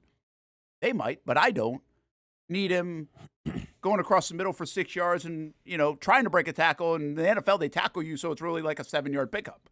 Like, that's cool, too, on occasion. But I just feel like we need in Jacksonville a little bit more of a threat of Travis Hunter making a game-breaking play, because him with the ball in his hands is an exciting thing. So what do you do? How do you handle the situation? You know, as critical as we were of Doug Peterson last year, one thing you can say about him in a positive light is that when it came time, you had nobody else to throw to. Brian Thomas Jr. got the ball, and you found great ways to get Brian Thomas Jr. the ball, because it wasn't necessarily using his speed to go with a deep ball all the time. Sometimes it was bubble screens. Yeah. So sometimes just like these short little hook routes that turned into long, big plays because of his speed. Travis Hunter, in one play Sunday on a routine 3 or 4 yard catch that turned into a 20-something yard gain, like, he showed you that he can be like that. So if you're asking me, like, what do you do? Like, yeah, okay, maybe take some of the motions out of it. Take some of the exotic formations out of it. Maybe he's not to that level yet of mastering the playbook like he should. What we have seen is if he can get the ball in space, good things can happen, right? So if it's zone coverage, let him find the soft spot and throw him the football and then let him work and see what happens. Like, that's what I'm asking for right now. Hamby, what you got? Because Parker Washington had 11 targets. Previous week, Brian Thomas Jr. had 12 targets. I guess a little bit what I'm asking is, can you get him 8, 9, 10, 11 targets in a game? Yeah, that's where I start, is maybe we just shift a couple of targets away from BTJ, and then those go to Travis Hunter. I don't know how many plays that Travis Hunter has been the primary receiver in the concept. I think, you know, you just make him that a little bit more, and we might have something there. The other thing I think is, so far this season, Trevor's longest passes in the air is, 25 yards? I mean, his longest on the season is 46, and that was the one to BTJ. It's a 10-yard throw. He hasn't hit anything deep, and I think defenses might be squatting down a little bit more. Yeah, we've seen all the defenses playing too high against the Jags, so I mean they're respecting it, but you're starting to see some safeties maybe creep down a little bit. You know, if you really got to hit one. You got to hit one, whether it's to Travis as the decoy or, you know, with BTJ as the primary guy or other, you know, vice versa. You know, if you hit a deep ball, it might start to open some things up for you. Yeah, how about, like, everybody's favorite play seems like the slot fade. He's coming out of the slot. Yeah, I mean, slot fade gives you an opportunity, and it's there. It's a tough throw sometimes. We've seen, you know, even Kirk had a couple of opportunities in that game with C.J. Stroud. They weren't able to connect on him. or that might have been a different football game. But at least there's an opportunity. Trevor, was it a slot fade with Trevor threw the pick? Maybe that was a great play by, what's his name in week 1, Horn? Horn, yeah. Was that or whatever that concept was, where you get him basically, if you get him the football, he's got one guy to beat. Yeah. Right? So whatever it is, I don't care. You can call him whatever the hell you want to call him. I don't. Just get him the football with an opportunity to make a big play. Whether it's on the edge, whether it's a little bit more like that, I don't mind getting the football even on a jet sweep and other things, but we know in the NFL, those aren't going for 64 yards. Correct. Right? So, and his hands have been good. Like, that's the funny thing. Like, we're talking about everybody's hands. Like, everybody's hands, and they're having problems. He's not. At least we haven't seen it. Right. So if he's not having a problem, like, one, I want to see the impact. Two, he's good. He's good with the ball in his hands, historically. And 3, he's the guy that actually, when you're throwing it to him, he's catching it. And I will say this, though. I'm not giving up on Brian Thomas Jr. I'm not giving up on Parker Washington. Like, you got these guys. You got to use these guys. You can't afford to. You can't do it, There's no right? other option. But I do think, as proven the last couple of weeks, you can highlight a guy a little bit more. And right now, we just have not seen Travis Hunter highlighted in this offense. Yeah. Maybe this is the week to do it. I think, it should be the week to do it. But also, too, like, I think it's you have to key into your players' strengths right now. Like, I did love how they used Brian Thomas Jr. in, like, the opening drive when, like, the first catch to him was just kind of like, it wasn't across the middle, right? It was on the outside, and he catches it and everything. I'm okay. There we go. There's the confidence. Kind of a cool reaction from the crowd. It Well, wasn't yeah, a sarcastic one. No, it was Later in like- the game, there was a sarcastic one on a catch. Of course. But this one more like support for Brian Thomas Jr. I thought that was cool. And I think that, that's Liam Coen, right? I think, like, that's him going, okay, well, he's having problems over the middle, so let's just get him the ball in the corner and see what happens. And that worked. Now, later on in the game, when they try to do it again, then there's a drop ball and everything. So it's not perfect yet, but, like, that's an example of playing to your player's strengths right now, of what he's giving you, right? Well, if you look at Travis Hunter right now, what the strengths are, like, maybe he's still learning the entire route tree against NFL caliber coverers and everything, but, like, when he gets the ball in space, good things can happen. Yeah. So get him the ball in space. All right. We'll obviously the Travis Hunter thing. I think we're waiting for that moment. We're waiting for that moment. They might have to help him have that moment. And we do know this, the offensive moment is going to come before the defensive moment, most likely. That's most likely. And he's come close to getting a couple moments. Like Cincinnati, he could have had a touchdown under, Hendrickson got in the, You're right. the little Trevor's face. Like, it's not like Liam Cohen's like, okay, well, he's got to earn it. Like, no, like, you're trying to get him the moment. It's just. That's a really good call. Carolina, he almost had the moment. Yes. And then you're right, in Cincinnati, almost had a moment. Yeah. And by the way, when he catches a touchdown, that's a moment. Like, it doesn't have to win you a game, but when Travis Hunter has a highlight, it's going to be a moment. I'm gonna be clipping it, tagging it, give it to Dan Russini, give it to Rex Ryan. Nice little bow on that thing. It's gonna be great. And our servers are gonna go down. And servers will be going down. Yes. Brent Austen Show on the Action Sports Jacks 24/7 network. Looking for a place to go eat. We just mentioned our picks. How about Mason's famous lobster rolls? 2 locations, Fernandina Beach and the Town Center. We've been to both. Fantastic stop.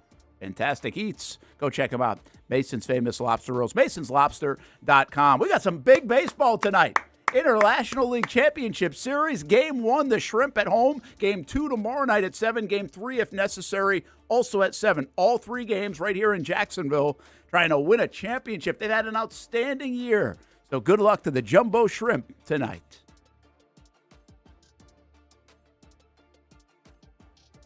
If you don't see a pit, it ain't legit. When you hear that, you think Bono's Pit Barbecue, a staple in Northeast Florida now for 75 years. A place that feels like home with friendly service, a meeting place for friends, family, or business occasions.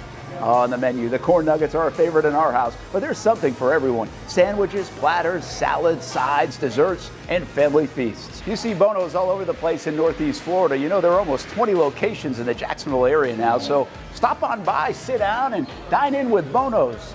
You can also take it to go. There are drive-thrus in many of the locations, and they have delivery options too. Just download the Bono's app to make things easy. I signed up for the loyalty program, and you can too, to get special offers. If Jacksonville is home, few things feel more Jacksonville than Bono's Pit Barbecue. Celebrate 75 years and many more to come. Bono's Pit Barbecue. If you don't see a pit, it ain't legit.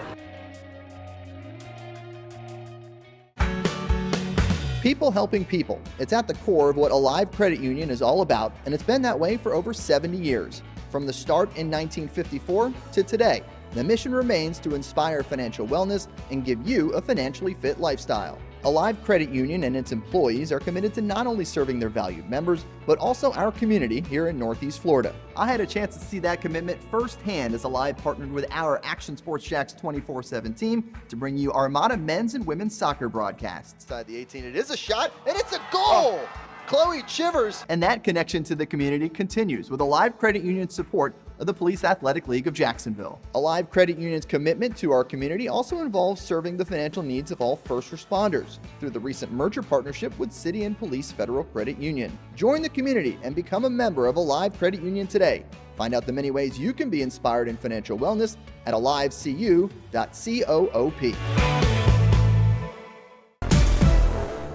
CGC Water Treatment and Plumbing is taking their 75-plus years of expertise and expanding to CGC Home Services. Water treatment and plumbing is still a big part of what they do, and now they can do even more for you. Home services like kitchen and bathroom remodeling, showers, sinks, faucets, toilet repair, backflow testing, and the list keeps going. Find all they can do at cgchomeservices.com or give them a call, 904-298-7052. It's a new look and a new name with the same expertise. They've been serving homes like yours since 1946. CGC Home Services, right here in Jacksonville off St. John's Bluff Road, 904-298-7052. And visit cgchomeservices.com. Florida license number CFC 1432579. For the game day hustle and every day in between. Juggling my show, Jag Social, to going under the Friday night lights and a social life, it's a daily tournament. But this ride, MVP status. The all-new 2024 Lincoln Nautilus isn't just my car, it's my personal locker room, office on the go, and VIP lounge on wheels. Let's talk tech. My profile remembers everything from customizing my dash display to setting the ambient lighting and my signature scent. And wireless charging, essential for live tweeting scores. Whether I'm packing for a beach day with friends or heading to the gym, there's space for every passion. After dominating all day, this becomes my recovery zone. The massage feature is like having a personal PT on call. Life's a non-stop game, but with this ride, I'm always on my A game. The 2024 Lincoln Nautilus. Drive your passion.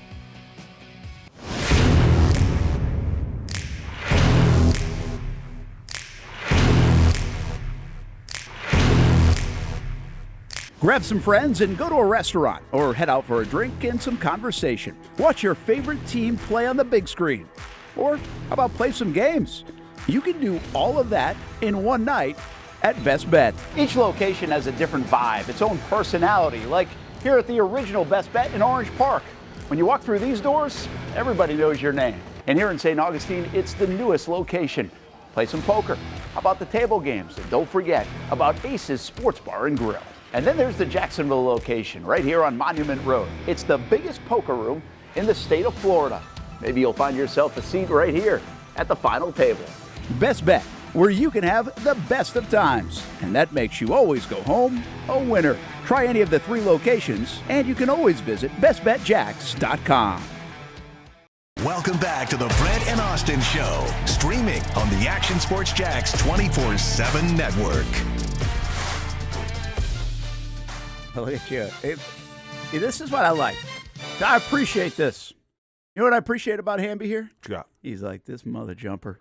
He's like, he's going to start talking about something else. 7 minutes later, we're going to get the Jacksonville Feud. Yep. And then we're going to be running up against it. And he worked so hard on this, too. He's like, so I'm taking it. I like it. I'm taking control. Take the keys, Hamby. Got to sometimes. I like that. I'm not criticizing a bit. I like it. Let's go. All right, here we go. So this was a convenient one. And Casey, Mr. 100K by Wednesday, was actually at the 5 by Tuesday. He was actually at the airport this morning. Oh, wow. So he wasn't at the town center. Is he asking stupid people or smart people today? I don't know. But Hey, I'm going to be one of those people, Brent. Careful now. He was at JIA, and it really lines up with the question that he asked. Okay. So we asked 100 people travelers. Yeah. The top 5 things Austen would do on his flight to Australia. Okay. Would do or could do. This is so what Casey did is he showed them a picture of Austen Lane. Around 40 of the people knew who he was, and 60 or so didn't. That's so. it. Yeah, that's all right. So he gave. So he I'm showed pretty a low-key. picture. That's a pretty good rate. Yeah, I'm low key. And he said, "Look, what are the 5 things that this gentleman here would do on an airplane or could do yes. on a flight to Australia?" See, I don't like this because now we're judging books by its covers, Brent. You know what I'm saying? I don't like where this could you've go told right me past now. stories before. I have told you past stories before. People sometimes squeeze their kids a little tighter when I walk on the plane for no reason. I'm a teddy bear. Yes, he is. Yeah. He is. And he's lost some weight. And I've lost some weight. Thanks for noticing, Brent. Yeah. But no muscle. Like I give a damn. I know. But you know how that is, though? Like, you know, that whole game when you get older and, like, you celebrate the weight loss. Like, oh, you look great. No, thank you. I'm in that mode right now. Made my day. Yeah, all that good All right, stuff. am I going first or should he go first? I also got my hair cut on the sides, but you didn't bring it up today. That's okay, though. It looks good. You're all good. No, it's not bad, man. It's ruined now. What do you got, Hamby? Are we going? Sound like my wife. Hamby, you didn't say anything. Thanks, wife. Like, hey, do you notice I didn't think about my hair? I'm like, yep. Hamby, you didn't say anything either, man. That's on you as well. I actually did notice it crossed my mind in the first segment. Well, then say something next time. My you know? bad. That's Brent, all good, man. Steph, we've been married 26 years. Like, I'm noticing it when you get your hair highlighted. Me and Hamby, we're very new in a relationship. We're like 2 years in right now. Still getting to know him. All right, let's go, right. Brent. Brent, you got it. Sleep. There we go. Atta baby. We're starting off hot today. Okay, are these like straight up answers, or do we have to get super specific again of like our mindset and how we're feeling with some of the other BS answers that we've had to have in this show? Stick to your guns on this one. Stick to my guns. I like it. Okay, sounds good. I'm gonna be watching a movie or TV. Okay. I'm going to go binge watch there. How is sleeping 5? That's crazy. Because I'm not gonna lie, Brent, that's the first thing I'll be doing. And like, yeah, I like sleeping on a plane too. I'll be doing that the most. I would say read a book. Yeah, we're starting off hot today. See, the fact that he really didn't show you, because nobody would be like, that guy's reading a book. Yeah. You know? So now this makes me feel better about, like, there are probably no, like, crazy things in. Okay, true. Do we know what picture that he used? For real. I don't know. Like, was my shirt off? Was it like an MMA photo? Was my shirt off? Because Ronan. He's like working out or something. Okay, let me think here. I don't know if it was dressed head up as whatever that or... character is, that whatever anime thing you went to. Obani. Yep. Shout out to Obani. Had a little bit of a showcase in the Brent. By the way, Demon Slayer overtook the box office. Did it? You see it? Big numbers from Demon Slayer. What else am I going to be doing on a plane? How about eating some snacks? Like maybe I'm a big dude eating snacks. Yeah. Okay, Brent. Let's go for the throat here. Explore the flight menu. Okay, we got one more. Explore the menu. That's an interesting way to put it. I like that. I'm going to say playing some games. Clean sweep. Okay, game. Like on the phone. Hang on. Let's quick it back quick. You just want to say be on the phone or play games? Yeah, maybe like play on the phone. Play on the phone. Oh. Damn, I do that all the time. It wasn't close to games either. Like, because that's disappointing. He didn't hesitate, so I feel like it's not even close then. No, Okay. it wasn't a. That's disappointing. Everybody plays games. This one is more, this one is the hardest of the 5. Of course, so it's number 3. That makes sense. Hardest of the 5. Okay, what else am I be doing on a plane? I am going to be chatting. There you go. Like chatting with your neighbor. Being social. Yeah. Like it. Yeah. Damn, that's a good one. Right answer. Brent, what do you got? We're almost there, I was man. going to say that. We're almost there.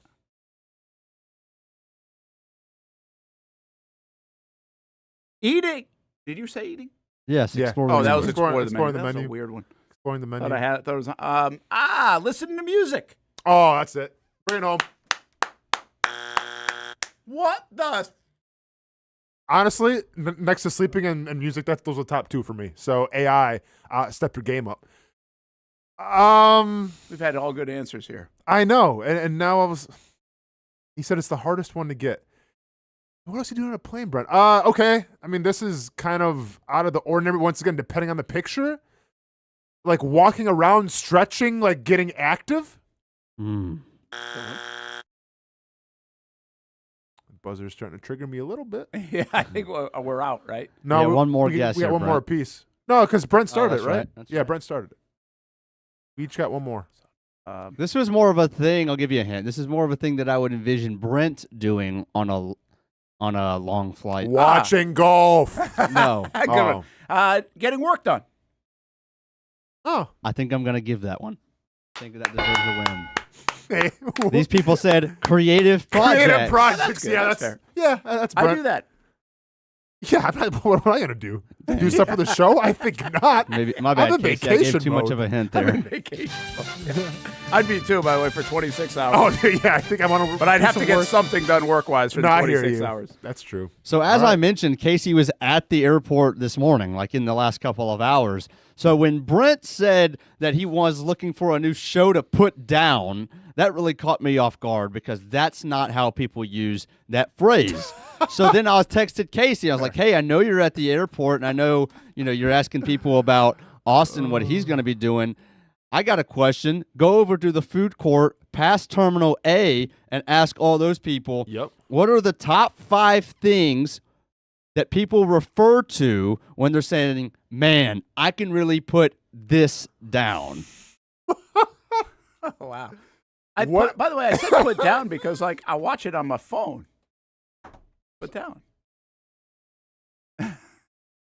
My immature your turn. mind. Okay, I mean, so what 5 things that when people say they can put it down? Right. Okay, I mean, food. Okay, buddy, hold on. Do we have to be specific? These are all going to be in that category. Yeah, so this is going to be specific things that, hey, you talk to your friend, oh, yeah, dude, I could really put those down. Okay, and for the record, it's all food, it's no drinks? It could be both. Okay, so now we're talking about a beer, right? Mm-hmm. Okay, so That's I'm where gonna I was going. So I'm gonna go ahead and say a beer. Yes, that's the number one answer. Okay. 63 people said beer. Dang. Very nice. I like this. Yeah. I'm going to say pizza. Put it down, yeah. 1 second. Can't find the beeper. Yeah, he's trying to buzzer. for the buzzer. How about I can really, because I did this when I was in high school at Hooters, wings. Put down some wing. That's a good one. Number 2 answer. Put down 45 wings one time at Hooters, That's Brent. a good call. Just to impress the waitress. She didn't care. That's a good call. Yeah. What are you going to do? No, struggle. No, I don't. I thought the pizza would be a good one because, again, it's a volume thing. How many? The pizza was actually Casey thought that was going to be up there because that's, but it didn't. Nobody said it.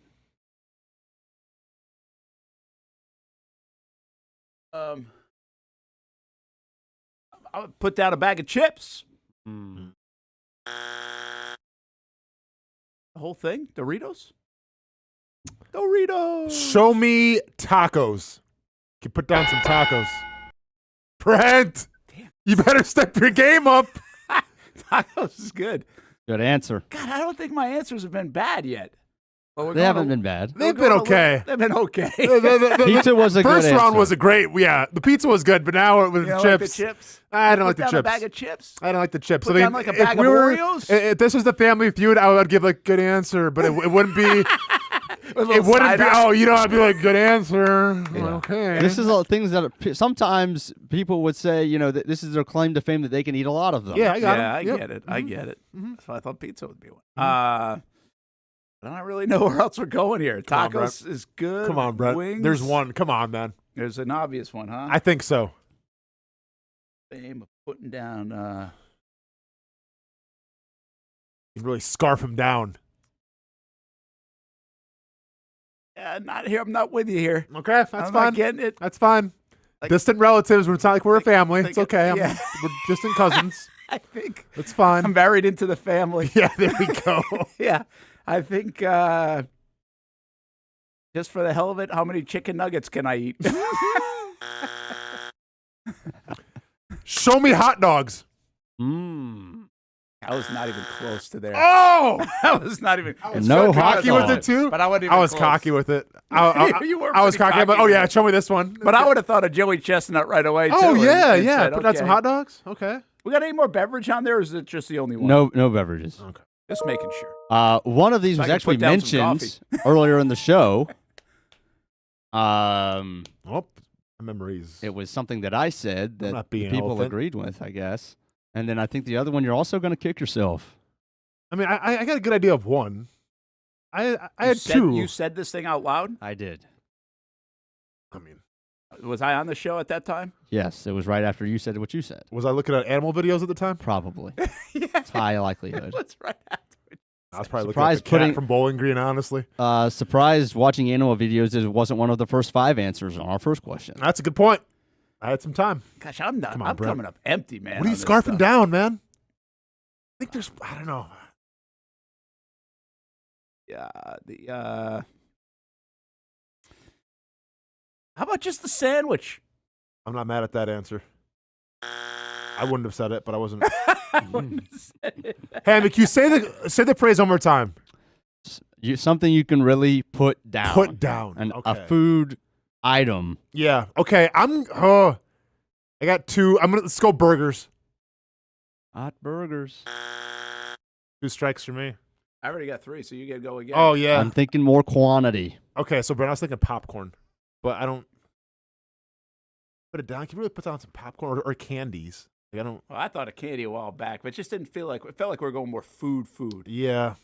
than snack food. Because like chips would have maybe gone as popcorn. Yeah. So we need food. You can really put down, and pizza wasn't one of them, which is crazy to me. Like it's like I don't know how there can be 2 more answers other than pizza.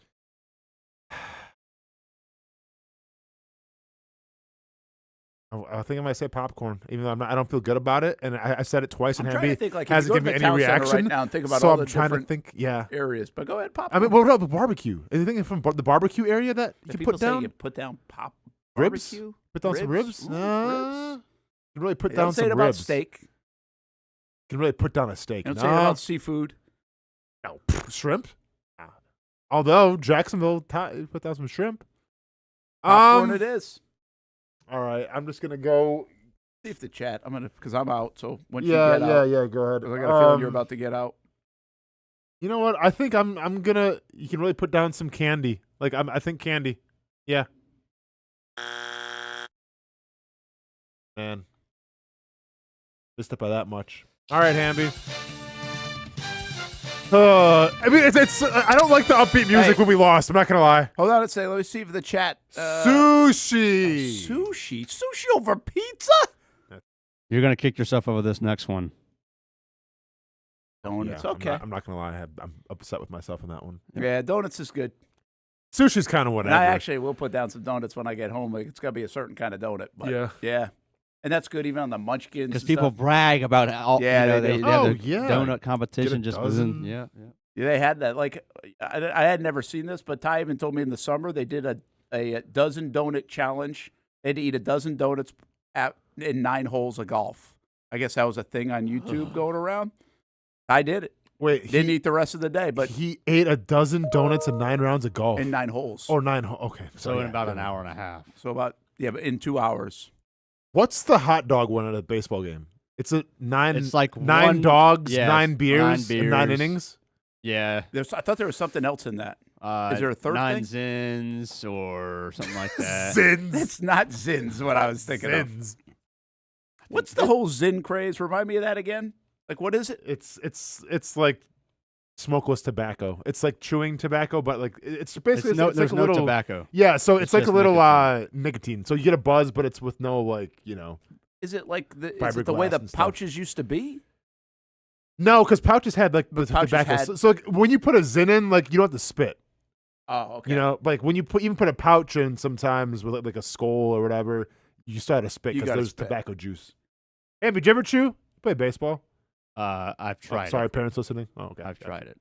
So is Zin like considered to be like better for you? Yeah, it's supposed to be. Is that the idea? I mean, I've seen The like fact that there's no tobacco pretty much means it's good. Because it's a thing. I mean, it is a thing, right? I've seen research, and when I say research, just someone posted this on Facebook. I feel like, but they said like actually, a little nicotine's good for you. It's good for your brain. Huh. I don't know. I haven't A little. Yeah, I mean, Yeah. I've tried a Zin, and it does give you like that, like you got to dip in, but I'm all good. It was fine. It was fine. Because I mean, people like it's everywhere. Oh no, when I say like it was fine, like Brent, I was. Oh really? Wah, wah, wah, wah. That should Yeah, be like yeah. lose the dartboard. game. Yeah. Got to do the show with Zin. With the Zin? Why we did it with the. Remember I put that giant dip in that one time on the show for Shock Your Mock? That was. I think so. What a dumb idea that was. I felt sick after that. Hammy, what is that? What are you doing? You got one in right now? Yeah. This guy. Do you Brent, really? Brent, you gonna start tightening up the ship a little bit here? What are we doing? You have a guy coming in under the influence trying to operate our show. and you wonder why sometimes we're not hitting our breaks on time and we got this random sounds happening. This is like twice in 3 weeks I've had a guy on the show under the influence. Guys all doped up on Zins. What was the other time? Oh. He's coming off surgery. Don't remember that show. Yeah. Don't worry. Don't worry. When I impersonate Hicken next week, it'll feel like I'm under the influence. Oh, all right, we got to get out of here. Fun show. Have a good trip. Thank you, man. And I don't think we'll see Austin tomorrow, but maybe Thursday, Friday. Parts of the show. I don't know what time it is. I don't know how the time works. He'll be exploring the flight menu. He might be on the Friday Night Blitz. We're not sure. I might check in there. I have no idea. All right. Good luck down there. Good luck on the man. flight. Down under. You're like a veteran with Australia now. I have, man. Have a good day. Club 904 coming up next with me, O'Brien. And we'll see you on TV tonight as well. CBS 47, Fox 30. Get out to the Jumbo Shrimp. Support the Shrimp as they go game 1 of their championship series. We'll show you how they did later tonight.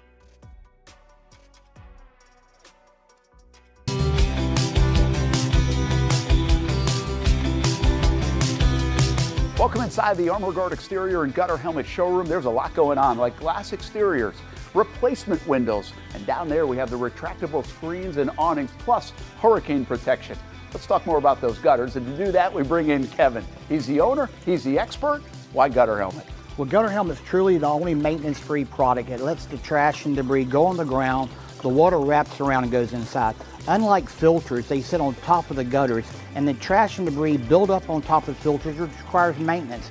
With Gutter Helmet, we're going to keep you off the ladder, the most dangerous thing in your garage. With Gutter Helmet, you'll never clean your gutters again. So get off the ladder and put on the helmet. Gutter Helmet. Get a free estimate at gutterhelmetofnorthflorida.com. You can also call 904-762-7779 or visit the showroom on St. John's Bluff Road in Jacksonville.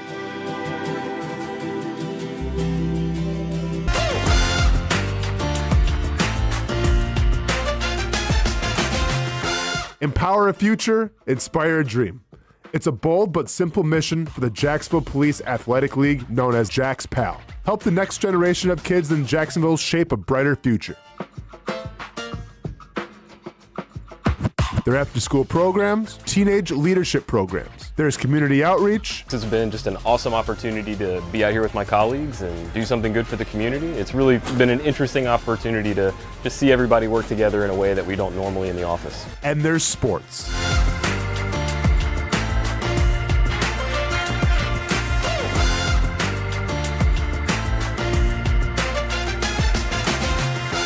There are also ways you can help the next generation with a donation of any kind. Just visit jaxpal.org to get more information. Empower a future, inspire a dream with Jax PAL. It's one of the hot spots in the area. Welcome you to String Sports Brewery out at the beach. Big crowd on hand tonight. The fans are here. And now the newest hot spot at the beach is open. String Sports Brewery in Jax Beach has opened its doors with rave reviews. We're going to be fans forever. Cozy up to the bar, grab a seat in the sports-themed restaurant, or grab a seat outside and feel that breeze